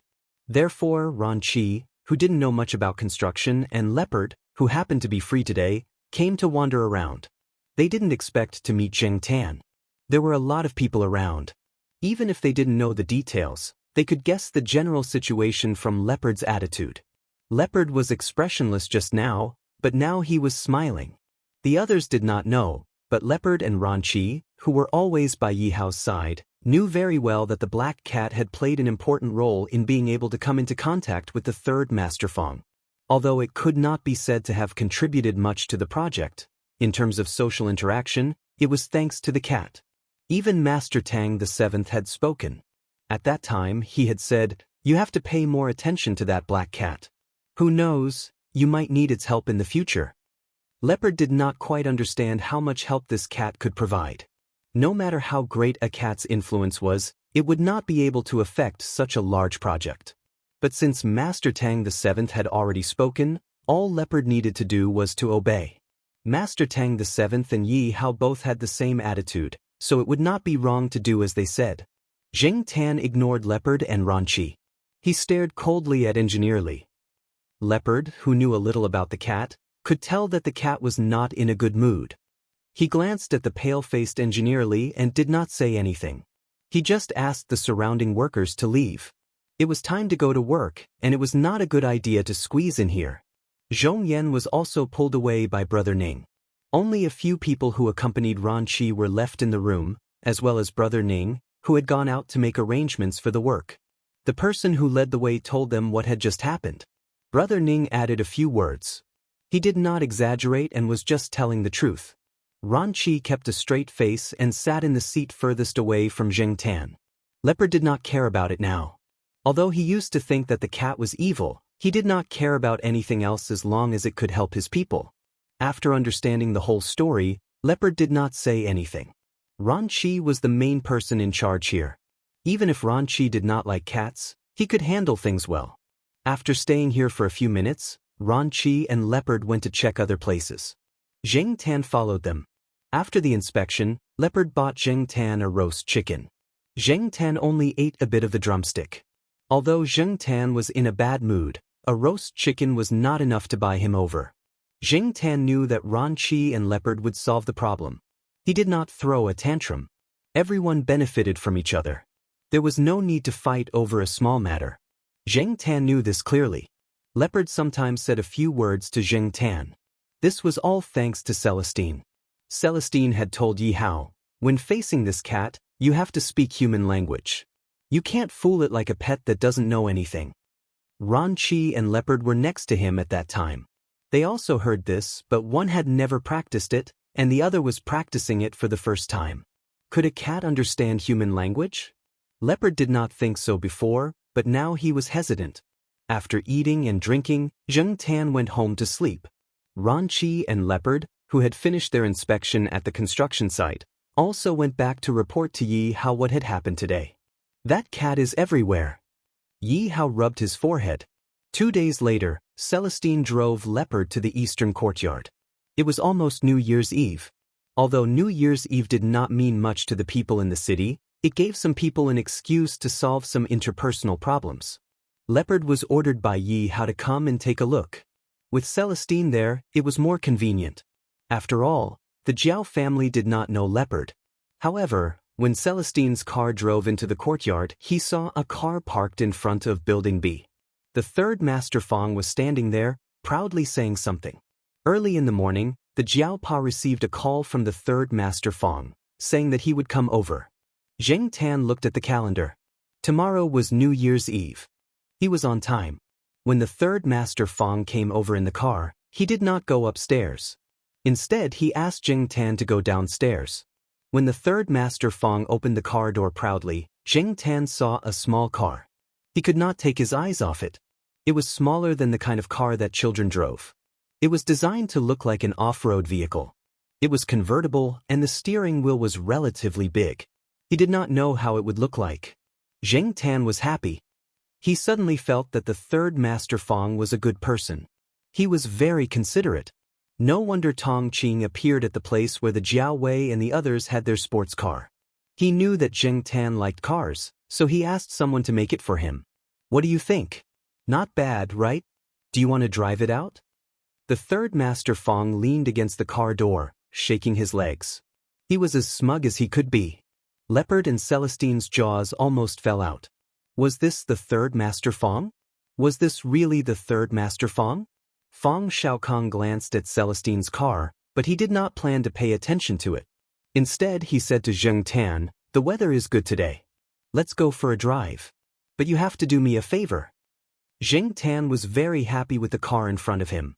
The car was in the back seat, and the space was too narrow. Zheng Tan squatted on the car to feel it. He could not drive, and his heart was itching. Besides, he was very grateful to Fang Xiaokong. Since he could help, he would do it. As long as it was not life-threatening and he did not have to do anything perverted, it was fine. Celestine and Leopard opened their mouths and watched the 4 cars drive away. As for Zheng Tan, he did not notice Celestine and Leopard at all. Tong Qing had blocked their view, and after getting in the car, he only cared about the car. He completely ignored Celestine. That little bastard who despises the poor and loves the rich. Celestine scolded jokingly. Celestine was only joking, but Leopard was already irritated. He never knew that the 3rd Master Fang had such a side to him. He treated him like a familiar person or a friend, and not like a business partner. Fang Xiaokong sat in the front passenger seat and told Zheng Tan what they were going to do today. There was nothing else. In summary, drive around and play with the children. Their destination was Old Lu's house. Old Lu's house was a large villa, and the backyard was big enough for Zheng Tan to drive around. Lu Yao's little friend did not seem to be doing well recently. Old Lu was annoyed. Today, Fang Xiaokong said that he would bring the cat over to play. Old Lu purposely turned down some work and waited at home. When they arrived at their destination, Old Lu and Lu Yao both came out to greet them. Steamed Bun followed behind them. After not seeing him for so long, Steamed Bun had grown a lot, but Zheng Tan still felt that this guy looked a little silly.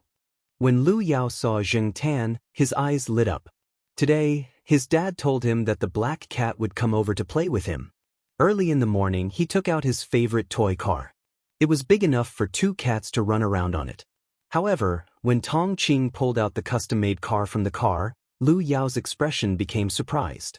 He looked at the car, and then looked at the black cat that could not wait to jump into the car. Was this a competition? Zheng Tan did not think too much about it. There were no outsiders on private property, so he could let loose. The usage of the car was actually very simple.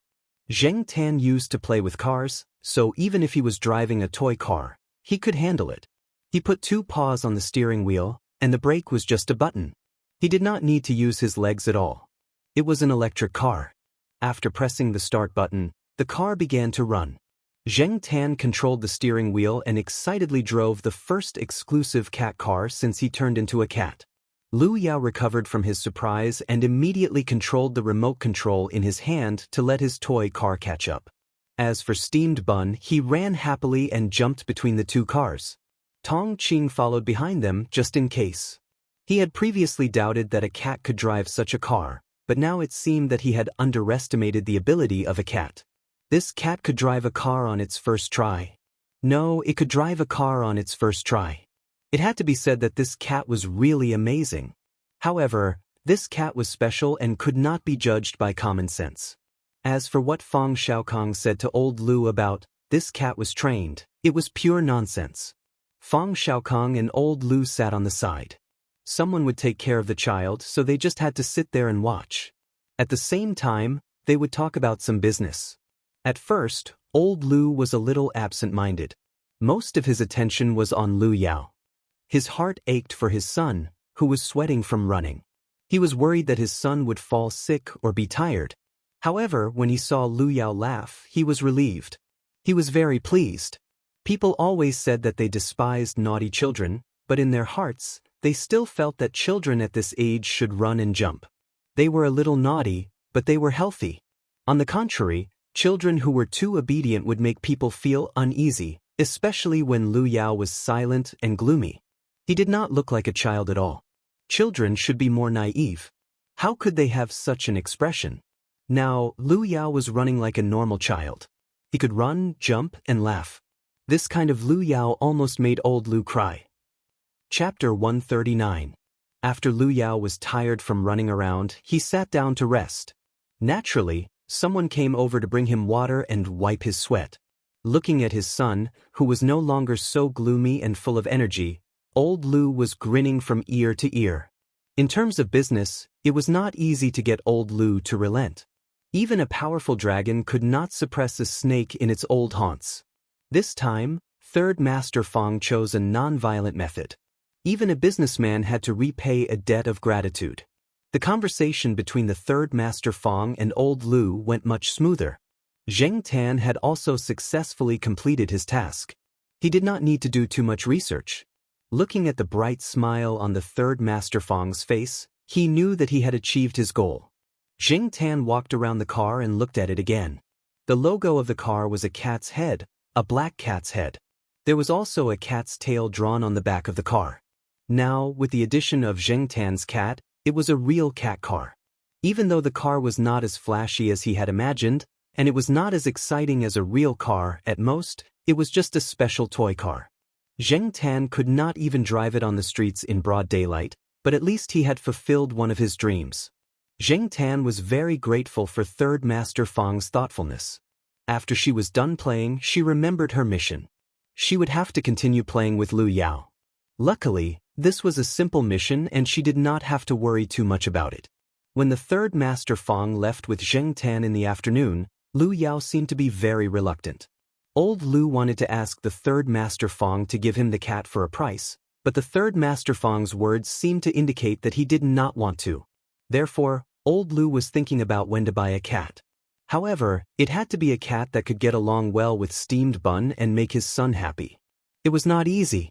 Zheng Tan did not care what Old Lu was thinking. He was thinking about where to put the cat car if the Third Master Fang really gave him the cat car.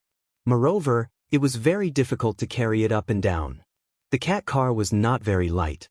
However, before Zheng Tan could make a decision, Tong Qing drove back to Tsinghua University. He didn't drive straight to the East District courtyard. Instead, he drove to the engineering department building. Tong Qing carried the car while Fang Xiaokong brought Zheng Tan to look for Qing Zhong. Only then did Zheng Tan realize that his cat carriage was made by this senior brother Cheng. This was good too. If there were any problems with the car, it would be convenient to find someone to solve it.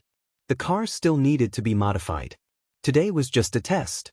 Zheng Tan couldn't get the car for the time being. In a few days, the Jiao family would be going back to their hometown. They would have to wait until after the Lunar New Year to get the car. After all, the Lunar New Year was just a few days away. Anyway, even if he got the car, he couldn't drive it. He couldn't be too ostentatious. After thinking about it, Zheng Tan calmed down. Over the next few days, Zheng Tan walked around when he had nothing to do. He went to the construction site again and went directly to the area where Zhong Yan was to look for him. This time, not to mention the other workers in the area, even Brother Ning's attitude towards Zheng Tan was very good. He didn't have any objections to Zhong Yan feeding the cat water from the water dispenser. The people at the construction site were busy, but they were also very gossipy. Since the last time, some people often talked about Zheng Tan. Some people said that it was the cat of the boss's boss. Some people said that it was the cat of a big shot that the boss knew. There were many different opinions, but in conclusion, this cat was not to be messed with. These days, a cat could be worth much more than a person. No matter what breed the cat was, if you wanted to beat a cat, you had to look at who it was. And Zhong Yan had also gained a foothold in the construction site by accident. It was said that he had been talked to by the boss, and even his salary had been increased. Although as a temporary worker, his salary was still not as good as the other regular workers, it was much better than before. No one at the construction site came to trouble Zhong Yan. Some people even took the initiative to get close to him, hoping to find out some secrets from him. Unfortunately, they didn't find out anything. Even Zhong Yan himself didn't know what kind of powerful background the black cat had. Zheng Tan was the only cat on the construction site that was openly wandering around. At first, many people were skeptical and opposed. The construction site was not a backyard, and accidents were easy to happen. They looked at the cat as if they were looking at a time bomb. But later, they found that their worries were unnecessary. When they saw Zheng Tan again, the people in charge acted as if they didn't see it. The boss had told them that as long as the cat didn't cause any trouble, it could do whatever it wanted. Grandpa Jiao had been calling to urge Zhang Zian since Lunar New Year's Eve. Unfortunately, the Jiao Pa had something to do and had to stay for a few more days. The last time Zheng Tan went back with the Jiao Pa, they went to the house in the town near their hometown. This time, they went directly to the old house in the village. Grandpa Jiao said that the rooms in the old house had been tidied up, and they could move in as soon as they went back. Grandpa Jiao also emphasized that the cat bed was ready, so there was no need to worry about the cat not having a place to sleep. On the morning of the 27th day of the 12th lunar month, the Jiao family took their packed luggage and drove out of the school gate. Jiao Wei's family went home on Lunar New Year's Eve. Business had been good for the past 6 months, and Jiao Wei's parents had planned to buy a house nearby in the next 2 years. They could still see them when they went back to the Jiao Pa's hometown. Not long after they left the school gate, they ran into a red light at the crossroad. On the wide road, 3 cars were parked side by side at the zebra crossing. The cars on the left and right had just driven out of Tsinghua University. Zheng Tan didn't know the people in the cars, so the Jiao Pa said a few words to them. Because the windows of the driver's seats were all open, Zheng Tan could hear the conversation in the cars on both sides. The people in the car on the left were talking about space-time bending and the Hubble redshift, while the people in the car on the right were talking about the flow mosaic model of cell membranes and the endosymbiotic origin of mitochondria and chloroplasts. Zheng Tan's ears twitched. Forget it, I'll just watch the Jiao Yuan and little Pomelo play chess. There was a bit of a traffic jam in the city, but it was much better when they got on the highway. The Jiao Yuan and little Pomelo were playing chess more comfortably. Little Pomelo was a newbie, and she hadn't been playing chess for long. The Jiao Yuan suggested this because he felt bored in the car. To show fairness, the Jiao Yuan gave little Pomelo a rook, a horse, and a cannon each. Jiao Ma sat in the passenger seat, looking back from time to time and guiding little Pomelo. Zheng Tan had never played chess before. Even if he was introduced to chess at the same time as little Pomelo, he was still a newbie, so he couldn't help much. He could only watch them play. When he was tired, he looked at the road signs beside the highway and calculated how long it would take to reach the destination. The cannon general has no chess pieces, little Pomelo said calmly. Zheng Tan's eyes moved from the road signs outside the car to the chess game on the seat. He couldn't help but laugh when he saw it. The game hadn't started for long, and the Jiao Yuan was already defeated by little Pomelo. Jiao Yuan was stunned. He couldn't believe it. The game hadn't started for long and he was already defeated? He was even defeated by a cannon. Suddenly, Jiao Yuan felt very embarrassed. He scratched his ears and cheeks. Seeing this, Mother Jiao laughed and briefly explained the game to Father Jiao. Many veterans are easily defeated by a cannon when they play against a newbie. Your father was the same. I was invited by an elder in the village to play chess with him. He also gave me a rook, a horse, and a cannon each. It was my first time playing against such a veteran, so I was excited and nervous. But not long after, the elder was defeated by a cannon. I still feel happy when I think about it. Father Jiao talked about his experience in the past. He still remembered that the elder's face turned red when he was killed by the heavy artillery not long after the game started. Who asked that elder to underestimate the enemy? But I only won that one time. After that, I didn't win against him again. Every time I went back to play chess with him, I never won. But now, the old man doesn't allow me to play rook, horse, and cannon. He only allows me to play rook, horse, and cannon. That's my improvement. Jiao Yuan rearranged the chess pieces and started another game. This time, he won 5-1. Just like what Jiao Pa said, Jiao Yuan lost the first time because he underestimated his opponent. After that, Jiao Yuan became more cautious. Little Pomelo was still a newbie, so the result was predictable. Jiao Yuan and little Pomelo were tired of playing chess when they saw the road signs on the side of the highway. They put away their chess pieces and looked at the scenery outside. Less than 2 minutes later, the car stopped. There was an accident in front, and a long line of cars was stuck here. Seeing that they would not be able to leave anytime soon, some people who were carsick got out of their cars and ran to the side to vomit. Some people also got out of their cars and walked towards the accident site. They wanted to see the situation and ask how long it would take to clear the road. Jiao Pa also got out of his car and walked forward to ask about the situation. Jiao Yuan and little Pomelo also had nothing to do in the car, so they walked around. Zheng Tan also got out of his car to get some fresh air. There was a BMW parked behind Jiaopa's car. An old man got out of his car and stood by the side of the highway. He had his hands behind his back and was lost in thought as he looked at the endless fields. A man in his 30s got out of the BMW and quickly walked to the old man to persuade him. Then, he helplessly came back and bumped into Jiaopa, who was walking over. He asked about the situation in front. The driver is fine. The truck overturned, and the fruits inside were scattered everywhere. The traffic police are trying to clear the road. It will take about 10 minutes. Jiaopa told him what he heard. Zheng Tan listened to the conversation between the Jiaopa and the man. He did not expect that the man in the BMW was also from Huanyang. The two of them spoke in a dialect, and Zheng Tan could understand some of it now. It's been more than 10 years. I guess many people don't remember me. A few years after I brought the old man over, he said to me, "Can you come back and visit when you're successful?" The old man always felt that his roots were here. No matter how big the city was, how spacious the house was, how good the quality of life was, he would always miss it and want to come back. Unfortunately, the old man's health was not very good. He had undergone surgery and did not recover, so I did not dare to bring him back. After a few years of recuperation, I finally had this opportunity. This highway was not built back then. It was so troublesome to go out. The bumpy road made me want to vomit.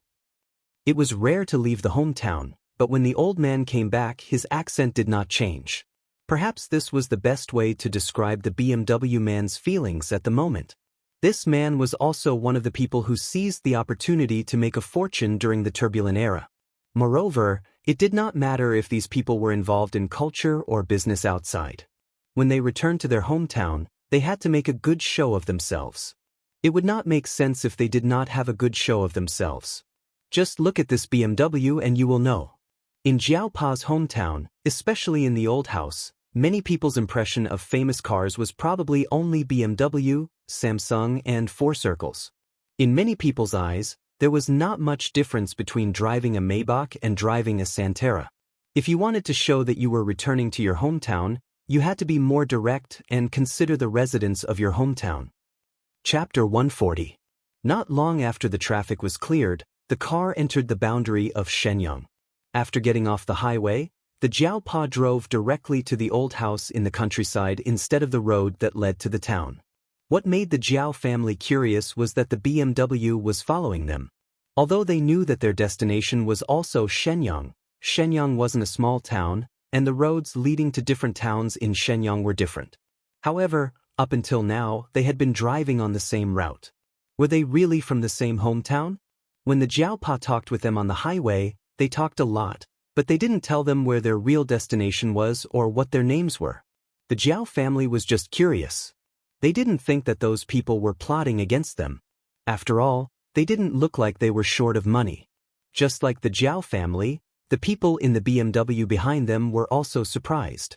They didn't expect that they would be driving on the same route. Half an hour later, when they were about to reach the Jiao family's old house, the BMW made a turn and separated from the Jiao family's car.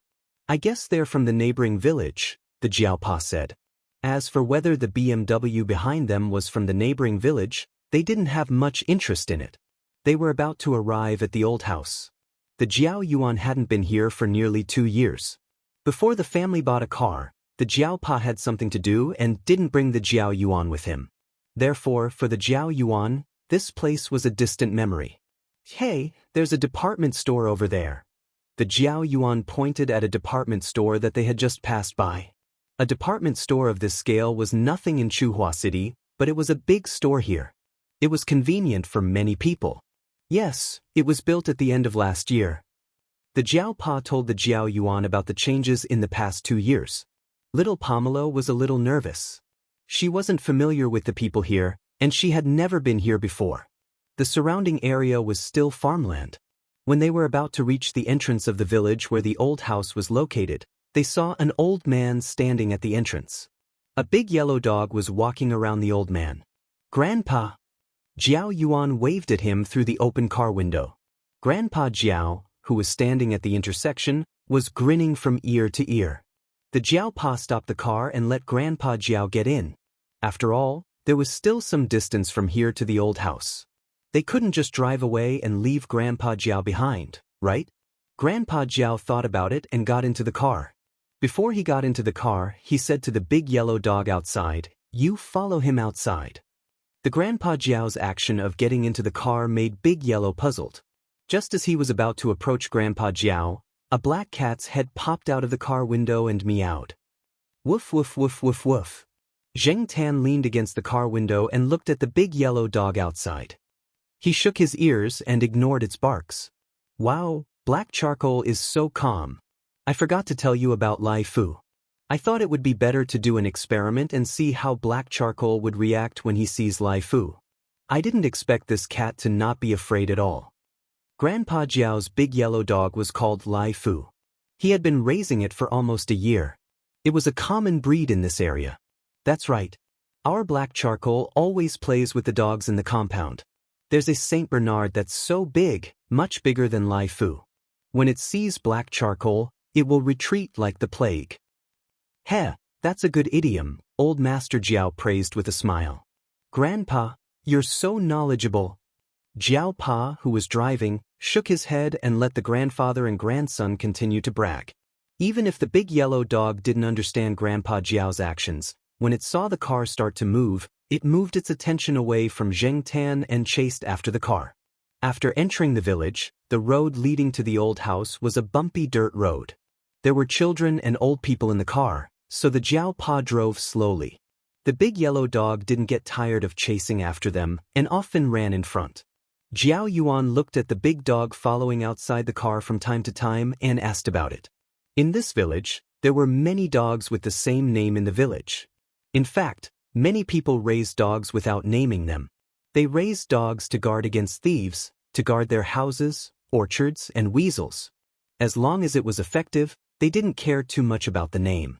Moreover, there were many dogs and cats in the village that were raised freely. They were not as strictly guarded as in the city. Zheng Tan saw a few of them running freely on the muddy road or in the fields, wagging their tails. There are so many names. Aren't you afraid of calling the wrong name? Jiao Yuan asked. Hey, it's different. It only recognizes the voice of our family. It won't listen to other people. Grandpa Jiao was quite proud of himself. He was very confident in his dog. Jiao Yuan hadn't been here for 2 years, and he found that the village had changed a lot. Many people had built small houses, and the tiled houses with pointed roofs and chimneys were much fewer. Everyone was making money these days. A large number of people who went south to work could always bring some changes to their homes when they came back during the spring festival. The houses in the village were not as expensive as those in the city. Relatively speaking, they didn't need much money. But in this village, to make a fortune, one's house had become a way to show off. Many old people didn't farm much. They stayed at home to help take care of the children and play mahjong when they had nothing to do. Their children who went out to work earned some money every month to support the family. Jiao Pa had wanted to renovate the ancestral house. Many people in the village had built small houses, and he was afraid that the old people would feel uncomfortable if he didn't build one himself. However, Grandpa Jiao rejected the idea. He didn't want to tear down the ancestral house and build a small 2-story or 3-story house like other families. Grandpa Jiao was very attached to this old house. Even though he had a house in town, he and his wife still lived in the ancestral house most of the time. Many people in the ancestral house knew Jiao Pa. Even the university professors were in awe of him. They directly ignored the word deputy.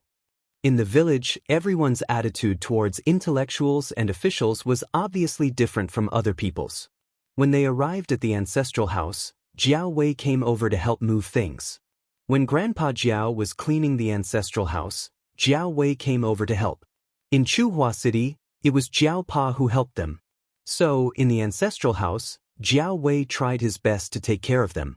After Zheng Tan got out of the car, the big yellow dog started barking at him. After 2 barks, it changed its angle and continued barking. Many dogs were like this. The more you ran, the more they chased, and the more they chased, the more they ran. It was a vicious cycle. Usually, dogs that were tough on the outside or had some training and were smart enough would not bite randomly. Zheng Tan didn't run. First, he felt that the big yellow dog wouldn't bite him for the time being. Second, Grandpa Jiao was there. He wouldn't let the dog bite him. Sure enough, after being scolded by Grandpa Jiao, the big yellow dog was not happy, but it still gave up on Zheng Tan and ran to the kitchen with Grandpa Jiao. There were a lot of rooms in the ancestral house. After the old junk was cleared out, the empty rooms were for the four of them. Jiao Pa and Jiao Ma shared a room, while Jiao Yuan and little Pomelo shared a room. They were all next to each other. Although little Pomelo's surname was not Jiao, Grandpa Jiao and Grandma Jiao were very good to her. They put some small plants in the room to make it more lively. Little Pomelo had a big cat tree in her room. It was Grandpa Jiao's masterpiece. Since old Master Jiao did not know how to surf the internet, he asked someone to print out a picture from the internet and made a cat tree himself. It looked the same, and the material was of good quality. Zheng Tan stepped on it and felt that it had a good feel to it. At night, who would sleep on a cat tree when there was a bed? The cat tree was only used during the day for naps and lunch breaks. Jiao Wei's grandmother raised rabbits. He caught 2 palm-sized rabbits for Jiao Yuan and little Pomelo to play with. At first, Jiao Wei's grandmother was worried that Zheng Tan would do something bad to her rabbits. Later, she found that Zheng Tan wasn't interested in them at all, so she gradually relaxed. The next day, after breakfast, Grandpa Jiao went out to buy something. Grandma Jiao and Jiao Ma were marinating bacon at home. Jiao Yuan and little Pomelo helped them for a while, and then went to watch the rabbits at Jiao Wei's grandmother's house. Jiao Wei led them to the entrance of the rabbit hole and placed a canned food bottle. They tied the canned food bottle with a rope and held the other end of the rope in their hands to hide it. When the little rabbits came out of the hole, they would pull the rope. The canned food bottle would fall and block the hole. Jiao Yuan and little Pomelo would then run in to catch the little rabbits. After watching for a while, Zheng Tan felt a little bored and wanted to go back to the cat tree to take a nap. When he jumped onto the wall of Jiao Wei's house and was about to go back to the old house, he saw Jiao Pa walking out with a bag. He looked around as he went out. Zheng Tan, who was familiar with Jiao Pa's style, felt that the Jiao Pa was acting a little strange. Since he had nothing to do, he jumped off the wall and followed him. On the way, Zheng Tan saw a few cats lying on the haystack, basking in the sun. It was cold and the cats hid their paws well. They didn't bother to respond to Zheng Tan. Zheng Tan was exposed by a big dog. It kept barking when it saw Zheng Tan. Fortunately, it was tied up, otherwise it would definitely come up and fight with Zheng Tan. The Jiao Pa turned around and saw Zheng Tan. His expression was a little complicated. He sighed. Forget it. Follow him. Don't run around. There are a lot of dogs around here. Zheng Tan was even more confused. Who was the Jiao Pa looking for? He followed the Jiao Pa for 5 minutes and came to a brick house. Looking at the house, Zhang Zian guessed that it had a long history. The windows were papered over, and the house looked a little shabby. Compared to most of the houses in the village, this house didn't look very well off. The Jiao Pa stood not far away and looked at the house for a few seconds before walking over. The wooden door was open, and the sun shone in. Zhang Zian could see the dust floating in the air. There was a wooden deck chair at the door, and an old lady was lying on it. She seemed to be sleeping. She wasn't wearing the old clothes that Zheng Tan had imagined. Instead, she was wearing clothes made of good material. However, this person didn't care about her appearance. She was a very strange person.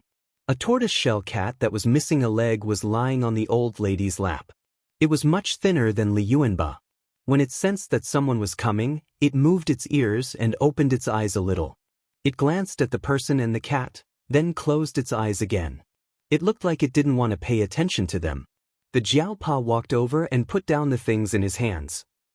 There were some health products and daily necessities brought from Chuhua City. They weren't cheap. The old woman who seemed to be asleep on the recliner slowly opened her eyes. Although her face was full of wrinkles and she looked older than old Master Jiao, her eyes were bright and full of vigor. The old lady's gaze stopped on the Jiao Pa for a few seconds, then moved to Zheng Tan, who was standing beside the Jiao Pa's leg. Zheng Tan suddenly felt a chill down his spine. He subconsciously stepped back toward the Jiao Pa. "This isn't the cat from back then," the old lady suddenly said. Chapter 141. Of course, after all, more than 20 years have passed. I don't know if the previous one is still around, but this cat is only 2 or 3 years old, said the Jiaopa unexpectedly. The old lady shook her head. This cat is male. The previous one was female. The Jiaopa was speechless. How come I didn't know that the previous one was female? Granny, you didn't mention it back then either. Not noticing the Jiaopa's expression, Zheng Tan was just confused by the words of the person lying on the recliner. What the F***ck? How did this old lady know the gender of the cat? Zheng Tan remembered that when he came over, he had been facing this direction the whole time. Also, from a human's perspective, shouldn't he have looked behind to confirm the gender of the cat? Also, Zheng Tan had never been like other cats who showed their chrysanthemum. Suddenly, Zheng Tan's thoughts raced. He didn't expect this old lady to be so wretched. Is it scolding me? The old lady lying on the recliner looked at Zheng Tan and asked the Jiaopa. Zheng Tan was speechless. The Jiaopa's face twitched, and he didn't know how to answer. The old lady didn't seem to want to wait for the Jiaopa's answer. She changed the topic and asked, "Did you buy a car?" The Jiaopa nodded. "Yes, I bought it a few months ago." "That's good." The old lady turned sideways and opened a cabinet next to the recliner. She took out a pendant from the drawer and handed it to the Jiaopa. "This is for you." Zheng Tan glanced at the ordinary-looking pendant. The students around Tsinghua University had many similar pendants on the street. They were only a few yuan worth of pendants, and the wholesale price was even cheaper. Although the old lady said, "For you," Zheng Tan thought that if the Jiaopa hadn't brought a gift over, the old lady wouldn't have given him anything that was worth a few cents. After the Jiaopa took the pendant and thanked the old lady smiled and showed her fake teeth. She pouted at Zheng Tan. "Take care of this cat. It's fate that we met, and it can bring us good fortune." Zheng Tan liked the last sentence. Yuan Zi said that cats could bring him good fortune. Thinking about it, Zheng Tan was a little proud. Although Father Jiao didn't really believe in those imaginary things, he had to admit that his cat had brought a lot of good luck to the family so far. "Granny, please continue to rest. I won't disturb you any longer." Father Jiao prepared to leave. He knew that the old man had always been a man of few words, and that he would rest after talking for a while, so he decided not to stay any longer. "Before you leave the village, bring the cat here again," said the old woman lying on the recliner. Although the Jiaopa didn't know what the old lady wanted to do, he nodded in agreement. Zheng Tan looked at the old lady and the cat, then turned and left with the Jiaopa. After the Jiaopa and Zheng Tan left, the old lady, who was lying on the chair with her eyes closed, sat up and stroked the cat on her lap. She continued to look for fleas for the cat. "Oh, another big one. Next time, find a rat with fewer fleas to eat." The three-legged tortoise shook its ears. It wasn't sure if it understood the old lady. On the other side, Zheng Tan followed the Jiaopa out of the old lady's yard and walked on a different path. Seeing that the village was getting further and further away, Zheng Tan was very curious about what the Jiaopa wanted to do. He could tell that the Jiaopa was hiding something. There was a mountain near the village. It wasn't very big. After all, the area wasn't considered barren. Now that the mountain was being developed, it wasn't as wild as it was a few decades ago. Zheng Tan followed the Jiaopa to an orchard. The Jiaopa stood there and looked around. He sat down beside a tree and lit a cigarette. After smoking half of the cigarette, the Jiaopa said to Zheng Tan, who was squatting beside him in a daze, "Black charcoal, let me tell you a secret." After saying this, the Jiaopa paused and smiled. "Actually, it's not really a secret. I told some people before, but they didn't believe me." This was what he was waiting for. Zheng Tan snapped out of his daze and pricked up his ears to listen to what the Jiaopa was going to say next. "In the past, when I was still a child, I was even younger than little Pomelo. At that time, I was naughty. There was a rumor among the children that there was a treasure in the mountain. I went up the mountain with a few other children to search for it. However, we didn't find anything for a few days. Some of them gave up, but I didn't. So, one day, when my parents weren't looking, I went up the mountain alone. I didn't find anything for half a day. I was tired and hungry. After eating some bread, I lay down on the grass and slept. I didn't have much awareness of the danger. Now that I think about it, I was really courting death. When I woke up, the sky was getting dark. It was past dinner time. I was anxious and wanted to go home. However, I accidentally slipped down a steep slope and sprained my ankle. Misfortune never comes alone. After dragging my injured leg for a few steps, I fell into a hole. The hole was very deep. At least, it was difficult for me to climb out. Perhaps someone had buried something and dug it out, leaving the hole unfilled. At that time, I didn't have much strength, so I couldn't climb out. I shouted for a long time, but no one came to help. I dug the stones and mud on the wall to have a support point. When my fingers were bleeding, I heard a cat's meow from above the hole. Not long after, I saw a cat's head. It looked at me and left. Not long after, a thick straw rope was thrown down from above. I grabbed the straw rope and tried to climb up. At the same time, I felt someone pulling the rope. It wasn't very strong, but it helped me. When I climbed out of the hole, I found that it was a cat that was pulling the rope. The other end of the rope was stuck in a crack on a big stone near the hole. It was a very smart cat. After I climbed out, it ran away. Not long after, the old lady appeared. She told me that she found a black cat stealing the straw rope she used to tie the firewood. So, she followed it. During that special period, the old lady was ostracized by the villagers. No one was willing to interact with her. Jiao Pa remembered that he and the other children in the village threw stones and mud at the old lady's small yard. Later, the old lady had no choice but to go up the mountain temporarily. She set up a small shed and lived there alone until the difficult period passed. Even now, Jiao Pa still remembered the time he stayed in the hole. The hunger, fear, and the chill brought by the mountain wind. Later, the old lady found a cat's tooth on the straw rope. The cat broke it when it was biting and pulling. Jiao Pa flicked the butt of his cigarette and looked into the distance. He continued to recall. The thick straw rope woven by the villagers was very strong. If it was bitten, it wouldn't break the tooth. However, if it was bitten and pulled with all its strength, then it would be hard to say. The cat's tooth might have broken when it pulled the straw rope from the pile of firewood, or it might have broken when it was being pulled. Either way, Jiao Pa was very grateful to it. However, after that, Jiao Pa never saw the black cat again. The old lady melted the rosin and put the cat's tooth in it. She made it into an artificial amber and gave it to me. I still have it. I'll show it to you when we get back, Jiao Pa said to Jing Tan. Nearly 30 years had passed. Jiao Pa knew that the cat in his memory was probably long gone. However, when he saw the black cat that his wife picked up for the first time, he suddenly remembered the cat from years ago. The black cat that walked through the night had a fearless look in its eyes even though it had to stand on the ground and look up at people.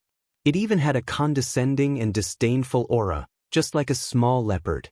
Because of this, Jiao Pa, who had never agreed to keep a pet since they lived in the big city, finally relented after Jiao Ma brought Jing Tan home.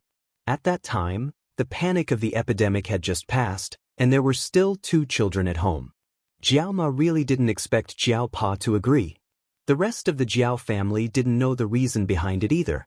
When the old lady brought me to the village, she told me not to tell anyone. Some things are better left unsaid. Even if I told them, they might not believe me. It might even cause trouble. Jiao Pa didn't quite understand at the time. When he grew up and understood things, he realized that in that era, it was easy to link anything to demons and ghosts. If he didn't do it well, it might cause trouble. Later, the special period passed, and people's minds became more open. Regardless of whether some phenomena could be explained by science, their actions were not too extreme. Even so, Jiao Pa still didn't tell anyone about what happened back then. He used to tell people stories, but unfortunately, they didn't believe him. The cat's tooth amber constantly reminded Jiao Pa that what happened back then wasn't a dream. Jiao Pa also took Jing Tan to see where the pothole was. Every time he came back to the old house, Jiao Pa would come to take a look, even though the place had changed a lot. The pothole had been filled in, and the wilderness had been turned into an orchard and vegetable field. After returning to the old house from the mountain, Jiao Pa went to help with the New Year's goods. Jing Tan didn't catch rabbits with the 2 children because he had nothing to do. He secretly went to the old lady's house to listen to her story. Recently, many people who went out to work in the village had returned. Some people came to visit every day. The young people were more open-minded. They knew that this kind of thing wasn't as good as before. In the big city, some people were much more arrogant and bold. They could make a lot of money by talking nonsense. In comparison, this old lady was really low-key. She wasn't famous in Shenyang. She only had a little influence in the local village. It was said that she was almost 90 years old. She wasn't from this village in the early years. Now, the villagers were in awe and fear of her. Now, before people in the village went out to work, they would come to find her and ask for safety. Of course, there were also many people who didn't believe in this kind of thing. Science was popular now. Moreover, this kind of thing was divided into orthodoxy and non-orthodoxy. The non-orthodoxy was feudal superstition and was illegal. But people's psychology was always like that. They had to ask for, just in case, to be at ease. Therefore, although people said that they didn't believe in this kind of thing on the surface and didn't interact with the old lady, there were many people who gave her money and gifts in private. After a long time, everyone came to a tacit understanding. Just like some people said, there were some things that existed if you believed in it, and there weren't any if you didn't. Although Zheng Tan didn't know much about this old lady, he could understand some things based on what he had seen and heard. Regardless of whether the old lady was a scammer or not, he hadn't heard of any bad things happening. On the contrary, more and more people secretly praised her, which proved that she did have some ability. Besides, she had saved Jiao Pa. Just because of this, Zheng Tan had a better impression of the old lady. Whether she was a scammer or not was secondary to Zheng Tan. Moreover, it was because of what had happened back then, or perhaps because she had given Father Jiao a few words of advice, that Father Jiao was able to accept her as a different cat so quickly. Chapter 142. 2 days after Zheng Tan came to the Jiao family's old house, he finally knew what Jiao Yuan meant by New Year's flavor. According to Jiao Yuan's definition, New Year's flavor was the flavor of firecrackers. Bang! After the sound, the children cheered. Zheng Tan was lying on the roof of the old house, looking at the vegetable field in front of the old house. Jiao Yuan was taking little Pomelo to see the children in the village setting off firecrackers in the open space. In the city, firecrackers were strictly controlled and were not allowed to be set off randomly. However, after they came here, there were no restrictions. They could set them off however they wanted. Firecrackers were sold in the town and village markets, and they were cheap enough. Some of the older boys could even make firecrackers by themselves. The children became familiar with firecrackers after playing for a while. Other than catching rabbits, little Pomelo was brought by Jiao Yuan to play with firecrackers. Most of the time, little Pomelo just stood aside and watched. For her, firecrackers and firecrackers were different. Watching firecrackers and firecrackers were different. Including Zheng Tan, their only experience was watching firecrackers in the square. When Zheng Tan was still a human, he had asked someone to buy a lot of firecrackers for him to flirt with girls. However, he had never played with firecrackers and firecrackers like these children. This was a kind of folk entertainment that had been passed down for thousands of years. Unfortunately, it was highly dangerous, polluted, and strictly controlled in the big cities. Many children living in the big cities rarely played with firecrackers and firecrackers. Even if they played with firecrackers and firecrackers, they would only play with what the children in the village called little things. The villagers did not care much about the children. These children had been playing with firecrackers since they were young.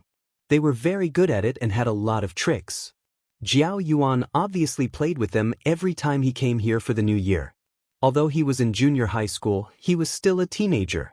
He was very playful. The parents were relieved when the children around the same age as Jiao Yuan played with the younger ones. Try this. A 7 or 8-year-old child took out a shabby aluminum pot from an unknown corner, turned it upside down on the ground, and then put a firecracker in it. He squatted down and lifted the aluminum pot. The child used the burning incense to light the fuse. After lighting it, he got up and ran away. Little Pomelo and Jiao Yuan, who were standing in the distance, covered their ears. Zheng Tan, who was lying on the roof and looking over, also raised his paws to cover his ears. The sound of the firecrackers was too loud, and his hearing was good now. The impact of the sound was really great. Bang! The small aluminum pot was lifted up about 10 to 20 meters high. Unfortunately, those children weren't too satisfied, saying that it wasn't very powerful. Zheng Tan looked at the aluminum pot that had fallen from the sky. It was deformed from the explosion. This bunch of brats was really bold. There aren't many big ones left. Let's play with the small ones. Don't use too much. Otherwise, we won't be able to play today, said a kid who was about the same age as Jiao Yuan. He was holding a box with firecrackers and the like in it. The other kids also had boxes of different sizes in their hands, but the firecrackers in them weren't as big as his. The small ones aren't fun, muttered an 8-year-old child. Why aren't they fun? Watch me. A child looked around the vegetable garden and asked for the burning incense. Then, he took the box of firecrackers and walked to a vegetable garden not far away. Because it was still a bit far from the fields allocated to each family, some of the empty land around the house had been opened up. Some people had fenced it to build a vegetable garden. In the vegetable garden that the child ran to, the cabbages were growing just right. The weather was good recently, and the temperature was quite high. Moreover, the winter here wasn't as cold as the winter in the north, which was dozens of degrees below zero. Even in the warm winter, it wouldn't snow. Finding the best growing cabbage, the child broke the cabbage leaves, put a small firecracker in it, lit it with the incense, and ran away. Since it was a small firecracker, the children didn't run too far. They didn't even cover their ears. Zheng Tan only heard a bang, and then saw the cabbage that was growing well was broken into pieces. Sure enough, it was a naughty child. If the owner saw this, he would probably be so angry that his chest would hurt. Knowing that they couldn't do too much, the older children called the child who wanted to continue to fry the cabbages over, and didn't let him destroy the cabbages. If it wasn't their own cabbages being fried, they didn't feel bad. It even felt good to see it. But if their own cabbages were fried, these children would probably beat them with a stick. What else can I fry other than cabbages? Still fry fish? No, we were scolded when we fried fish yesterday. You can only fry fish in ponds and rivers that don't have fish. You can't go to fish ponds. What's so fun about fried fish? A few children were fiercely discussing over there. Zheng Tan found it funny. These children had fried a few fish in the fish pond yesterday. When the owner saw the big fish with white bellies in the fish pond, he was so angry that his lungs were about to explode. Every year, they would make such a scene. These naughty children didn't learn from their mistakes. After being beaten, they continued to fry fish. Therefore, when the naughty children met firecrackers, it was terrible. Zheng Tan was thinking about it when they came up with another idea. The target was a water tank placed in the corner of a vegetable garden. The village had running water now, but most people still liked to use well water. Every family had this kind of clay water tank to store water. The water tank placed in the corner of the vegetable garden should have been there for a long time. The water inside was very turbid, and it even emitted a foul smell. It was probably placed there by the owner to water the plants. Hey, I suddenly thought of a story from a language book. A child said, I know. A little kid raised his arm and wiped his snot with his sleeve. It's called Sima Guang Fried Fish Tank. Zheng Tan, Jiao Yuan, Little Pomelo. Good awareness. The level had increased, and it was even more ruthless than Sima Guang. After frying the cabbages and the water tank, these naughty children really knew how to cause trouble. A child took out a small firecracker that was as thick as an adult's thumb. It was wrapped in a layer of plastic and the end was pointed. According to these children, it was called a torpedo. It was waterproof and came in different sizes. The power of the explosion was different. They used this kind of firecracker to fry fish. After lighting the torpedo, with incense, the child threw it into the water tank. If it was thrown too early, it would be extinguished easily. If it was thrown too late, it would cause more accidents. As players with rich experience, they were familiar with this technique. The others stood further away. Although the firecracker was small, the water in the tank was too smelly, and these children did not want to be splashed with the smelly water. It was unknown whether it was because the water tank was too old or the power of the torpedo was too strong. In short, Zheng Tan saw a hole in the water tank. The black smelly water inside flowed out from the hole in the water tank, and the stench spread in all directions. The child who lit the firecracker did not have time to run too far.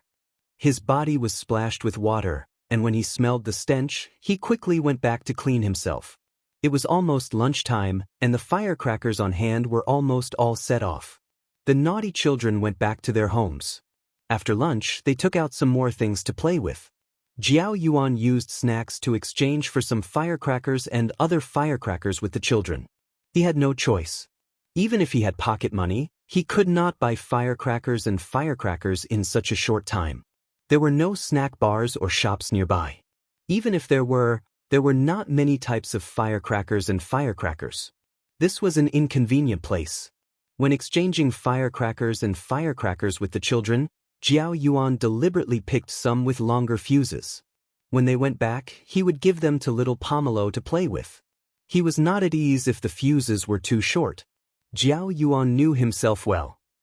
Although he was older than those snotty brats, in terms of experience, he couldn't compare to those snotty brats. When he returned to the old house, Jiao Ma was cooking lunch in the kitchen. The kitchen had an old-fashioned stove, the kind that used firewood. The pot was also a big iron pot. Grandpa Jiao liked to use this kind of pot. The coal stove was now used to cook braised food, fried meatballs, lotus root sandwiches, and other things.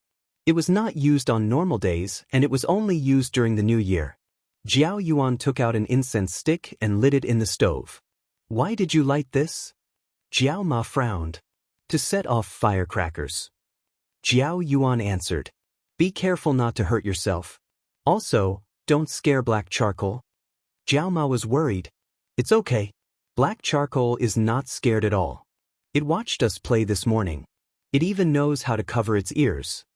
Jiao Yuan grinned. After lighting the incense, he and little Pomelo went to the backyard of the old house to play. The good thing about living in the countryside was that it was big and had few restrictions. There was a tall pile of firewood in the backyard. Some cedar trees were planted here and there. Grandpa Jiao had already cleaned the weeds and leaves on the ground. There was also a water tank here, but Jiao Yuan did not dare to blow up his own water tank. Grandpa Jiao had bought some fish and put them in this water tank for the new year. Yesterday, he marinated the fish, washed the water tank, and put some water in it. He did not touch it for now. The old lady sat at the back door of the kitchen, frying lotus root sandwiches. She looked at the two children in the backyard from time to time. Although the children in the village often played with firecrackers, her grandson was different from the rascals in the village. He had little contact with firecrackers, and the old lady was worried. Zheng Tan jumped onto the pile of firewood and looked down. Jiao Yuan poked a small hole in the ground with a metal stick and stuck the small firecracker in it. He let it stand upright so that it was easier to light it. After it was lit, the firecracker made a pop sound. These were all small firecrackers. Jiao Yuan did not dare to play with big ones in his own yard. First, it was dangerous and would scare the old lady.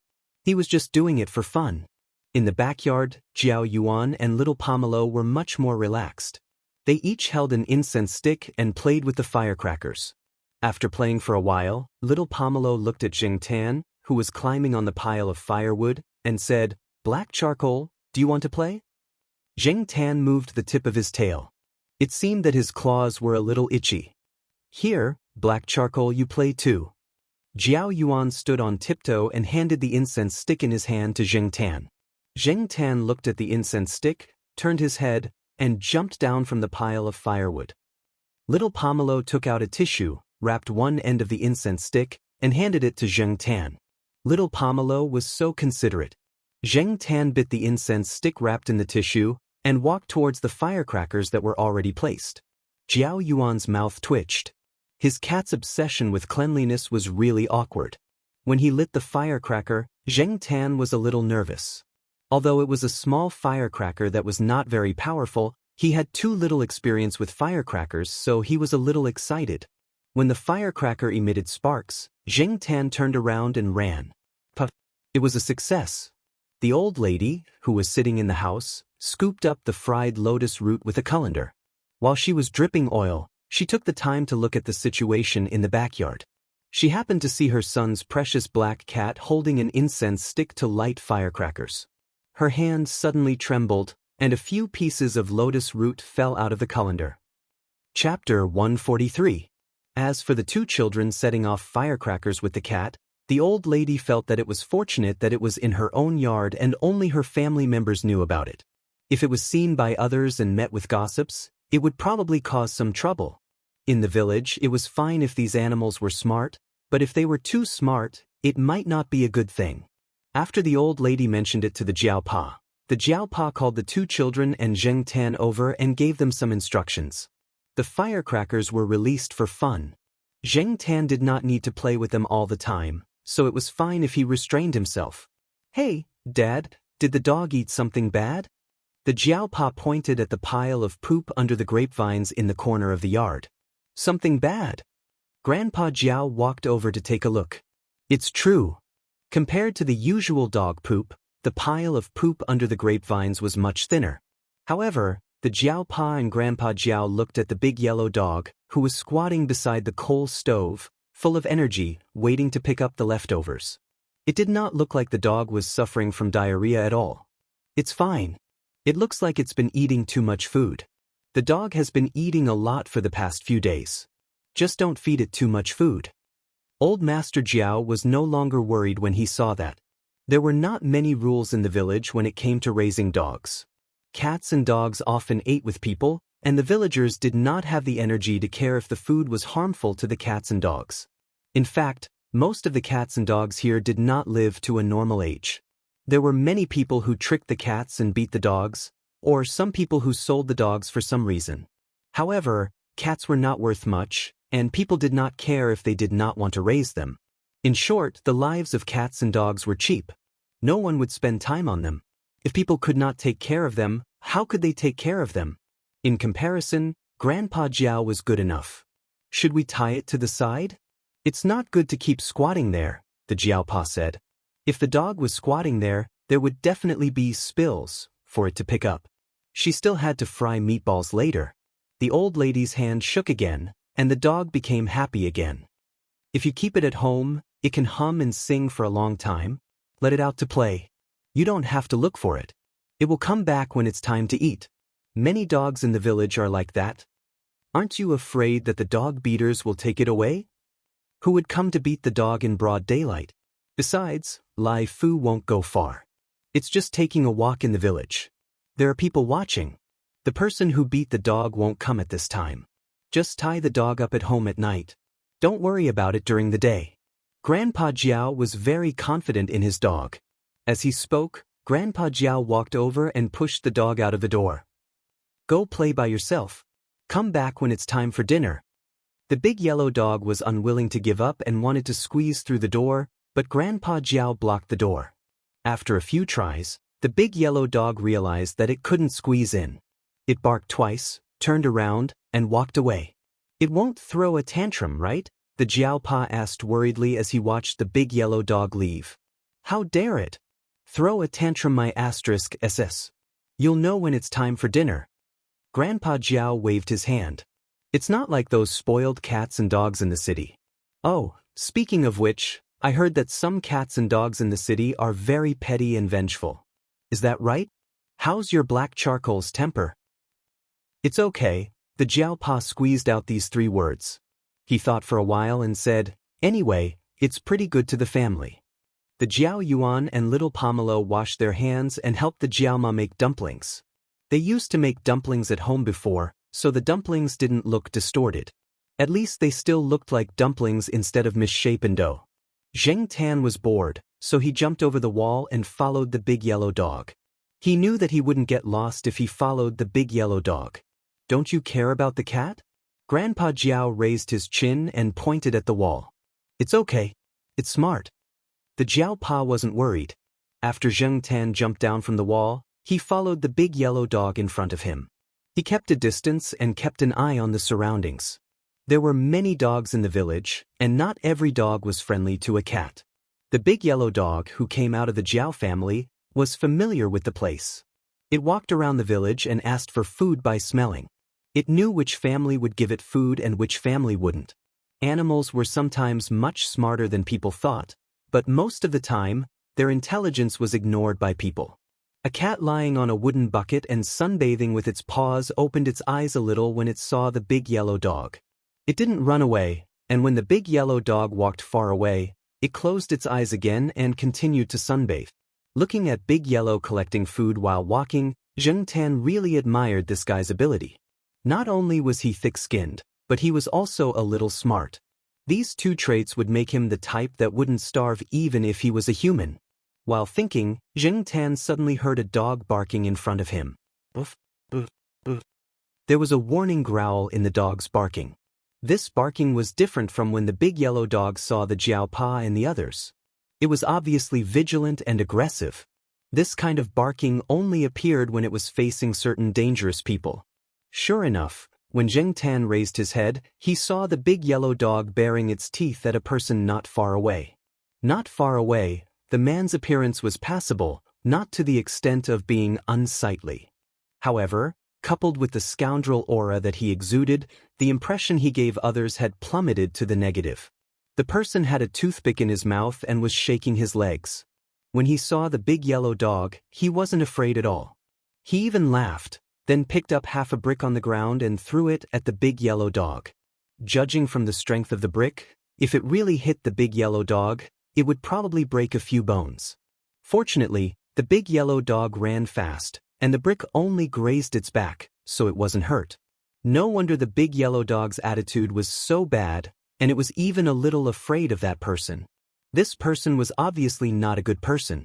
Zheng Tan looked at the people around him. Obviously, some people had seen this scene, but they didn't care. In their opinion, it was not worthwhile to provoke this scoundrel for a dog. Fortunately, the toothpick man didn't want to continue wasting time with the big yellow dog. He gathered his coat and walked away with his head held high. The big yellow dog didn't relax until the toothpick man was far away. It seemed like it had suffered a loss before. Wah! A child's cry was heard.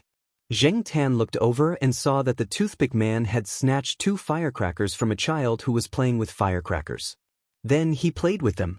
When he threw the firecrackers, he threw them into the vegetable field and blew up a few healthy cabbages. The people who saw this scene only said a few words and didn't argue with the toothpick man. Zheng Tan pulled his ear. Forget it, it's better not to meddle in this kind of business. Jiaopa already told us to keep a low profile.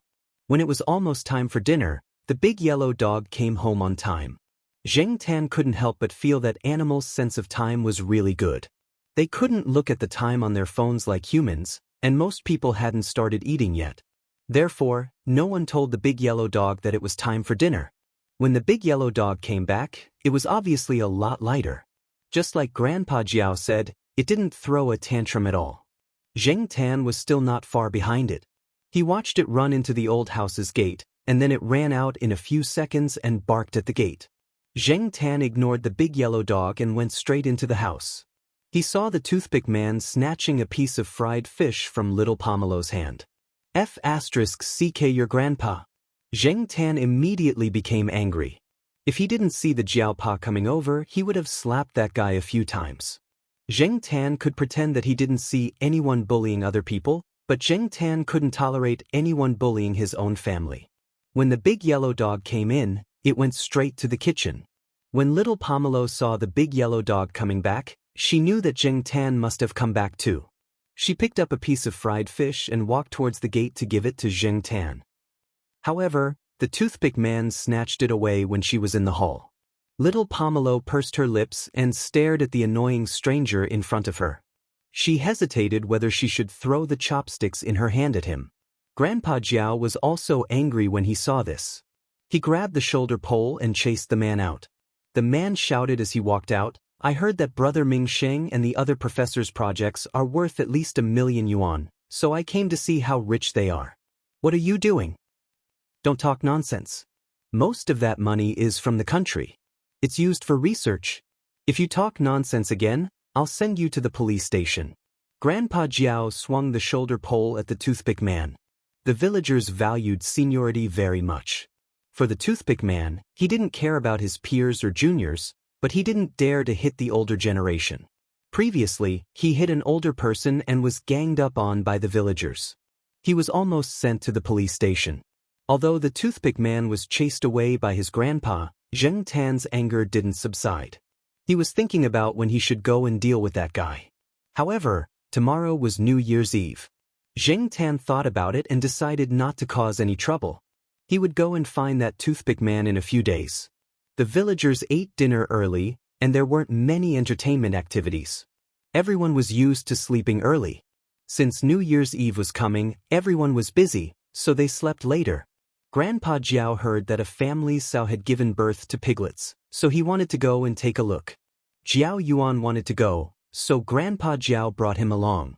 Little Pomelo stayed in the room and watched TV with Jiao Ma. She didn't go to see what was going on. Zheng Tan was curious, so he followed them. Grandpa Jiao took a shortcut behind the house. Zheng Tan followed him for a while and suddenly stopped. He moved his ears and tilted his head. He followed the direction of the sound and saw the toothpick man who snatched little Pomelo's fish. He was standing there with a cigarette in one hand and a phone in the other. He was talking on the phone, showing off a box of torpedoes he stole from the market today. He tested 2 of them and found that they were quite powerful. He was going to sell them to the children in the village at a higher price tomorrow. Okay, I'm not talking to you anymore. I'm going to take a dump. The toothpick man turned off his phone and took a deep puff of the cigarette between his fingers. He threw the cigarette but far away and walked into the outhouse while humming a tune. Zheng Tan narrowed his eyes and wagged his tail a few times before heading in that direction. Compared to watching a sow give birth to piglets, Zheng Tan was more willing to take this opportunity to teach the toothpick man a lesson. Zheng Tan ran into the toothpick man's house. According to what the toothpick man said on the phone, he found a box of torpedoes in his room. It was a medium-sized type. Zheng Tan carefully opened the box and took out 2 of them. He closed the box and ran back to the toothpick man's outhouse. It was already dark, and no one saw a cat walking upright. The toothpick man's family was in another room with a TV, so no one noticed that a cat had entered their house. The village's outhouses were all built with brick walls. They were built near the back door or in the backyard, and there was a large pit for the urinal. Part of the urinal was outside the outhouse wall, so the villagers could scoop the manure to fertilize the vegetable fields. At the same time, it was convenient for Zheng Tan to take revenge. The cigarette but that the toothpick man threw outside flashed in the night wind. Zheng Tan picked it up and quietly approached the outhouse. Zheng Tan recalled the appearance of those naughty kids when they set off the torpedoes. He lit the fuse and threw it into the outhouse where the toothpick man was squatting. He turned around and quickly left. He still remembered the stinky water splashed on the kid who blew up the water tank. He would be worried if he didn't run away. Chapter 144. It had to be said that the power of the torpedo was really good, and the effect was also quite ideal. Zheng Tan heard a lot of splashing sounds, as well as particularly abrupt and sharp shouting and cursing sounds at night. The stench spread everywhere, and the toothpick man didn't even pull up his pants completely before he rushed out of the outhouse. After running for 2 steps, he was tripped by his pants and rolled on the ground. Then he got some feces on the ground and rushed into the house with a body full of feces. The impact of the torpedo on the feces pit was too large, even the firewood was splashed a little. Zheng Tan was glad that he used the firewood as a shield, so he didn't get hit. The trees in the yard of the toothpick man's house were splashed. What made Zheng Tan admire was that the outhouse was quite sturdy, and he didn't see any obvious cracks. Of course, there might have been an explosion, but he couldn't see it himself. Although Zheng Tan wanted to see the miserable state of the toothpick man again, the stench was too strong, and he wanted to vomit. He didn't want to continue to stay here for a second. The noise here had already disturbed some people, and the house of the toothpick man had already started to become noisy. Zheng Tan quickly left the backyard of the toothpick man's house, and when he left, he had to avoid the smelly drip. The villagers living in the surrounding area didn't care about the explosion at first. They just thought that some naughty kid was blowing up a puddle or something like that. Who knew that after the explosion, there would be shouting and cursing. When they opened the door to see what was going on, the night wind blew in, bringing with it the smell of the outhouse. Zheng Tan took 2 torpedoes from the box of the toothpick man. He blew one up, and there was an extra torpedo in the spare. Zheng Tan hid it under a tile, and if he didn't lift the tile, he wouldn't be able to see it. And no one would lift the broken tile in the corner of the yard for no reason. If he saw the toothpick man provoking his family in the future, then he could use it again. When Zheng Tan returned to the backyard of the old house, he still felt that there was a smell of the outhouse on his body.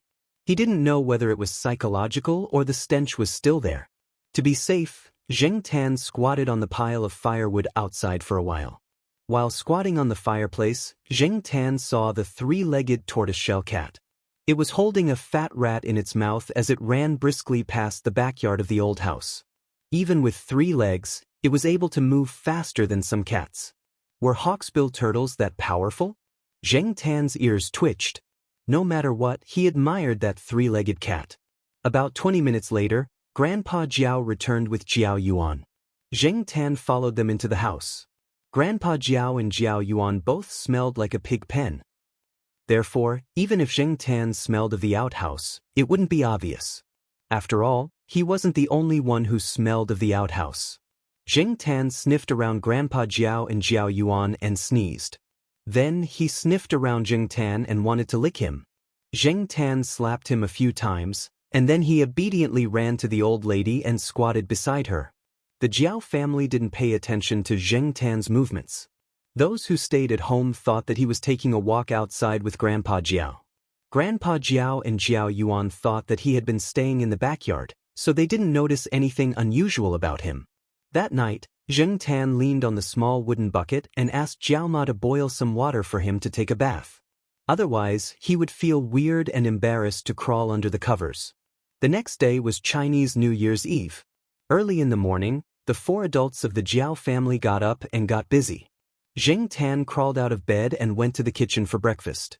Jiao Pa and the others had already eaten.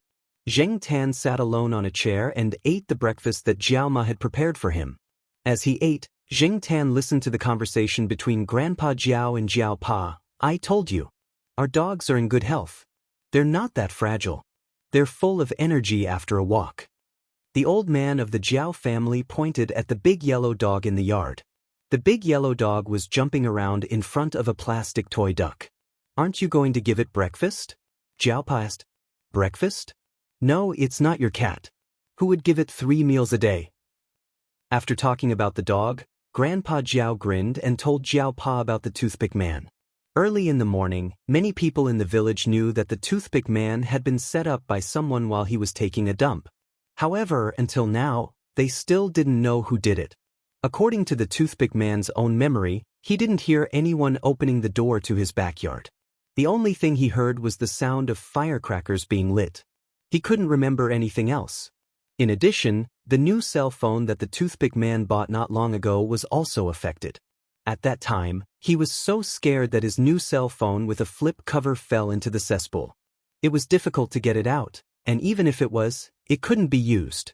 No one would use it again. The toothpick man was so angry that his liver hurt. He couldn't sleep the whole night.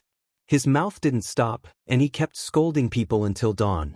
Some people in the village were secretly gloating. The toothpick man had attracted too much hatred. Not many people sympathized with him, especially that cell phone of his. He didn't get the money to buy it properly. After he bought it, he always showed off in front of people. He was so arrogant that he thought he was rich just because he had a cell phone. Since it was New Year's Eve, the village started to set off firecrackers in the afternoon. In the afternoon, Grandpa Jiao and Jiao Pa told them not to go out. They had to set off firecrackers everywhere today. It was dangerous to set off firecrackers, especially for people like the Jiao Yuan and little Pomelo. They didn't know much about the village, so it was easy for them to get into trouble. Therefore, the Jiao Pa told them to stay at home. Zheng Tan watched them move the table, place the candlesticks and incense burners. During the New Year's Eve dinner, they lit candles and incense. Some people even burned paper money. In the past, it was a legend. It was a tradition passed down from their ancestors. They prayed for the gods' blessings, wealth, and longevity. Now it was a custom. It was just a way for people to have a sense of hope. In recent years, although many people had followed the customs, they didn't have to follow the old customs. The Jiao Pa originally wanted to bring Old Master Gu and his parents over to celebrate the New Year together, but Old Master Gu refused. Jiao Wei brought over a few firecrackers. He and some of his peers in the village made firecrackers themselves. The firecracker made of red paper was as big as the Jiao Yuan's arm. Zheng Tan's heart skipped a beat when he saw it. The other two firecrackers made of other paper were smaller. They were for the Jiao Yuan to play with. In the village, they called these big firecrackers Spring Thunder. They set them off during the New Year's Eve dinner. Previously, Zheng Tan thought that there were too many people setting off firecrackers in the village. However, when it came to the New Year's Eve dinner, he realized that it was just a small matter. The Jiao Yuan helped the Jiao Pa move the firecrackers out. He took them apart and arranged them on the empty ground in front of the old house. Before dinner, the Jiao Pa lit the incense. "Quick, close the door. They're all coming in." The Jiao Pa ran into the house and closed the door. When the firecrackers exploded outside, the debris flew everywhere. If the door wasn't closed, the debris would fly into the house. Zheng Tan squatted by the window and looked at the firecrackers outside. He also looked at the smoke rising from the firecrackers. If every household in the city set off firecrackers, there would probably be a smog for a long time. As for the big yellow dog, it was already waiting by the dining table. The firecrackers had nothing to do with it. After the firecrackers were set off, the Jiao Pa took the spring thunder given by the Jiao Wei and went out to set it off. Compared to the firecrackers just now, the firecrackers this time were further away from the old house. Bang! The huge explosion made Zheng Tan feel that the whole ground was shaking. Even the windows were making thumping sounds. Outside, the firecrackers and the debris from the big firecrackers explosion covered the ground with a layer of red. After the New Year's Eve dinner, the two children were so excited that they didn't go to bed until very late. At around 11 o'clock in the evening, there were very few people setting off firecrackers and fireworks. The children couldn't stay up and had already gone to bed. The night was much quieter.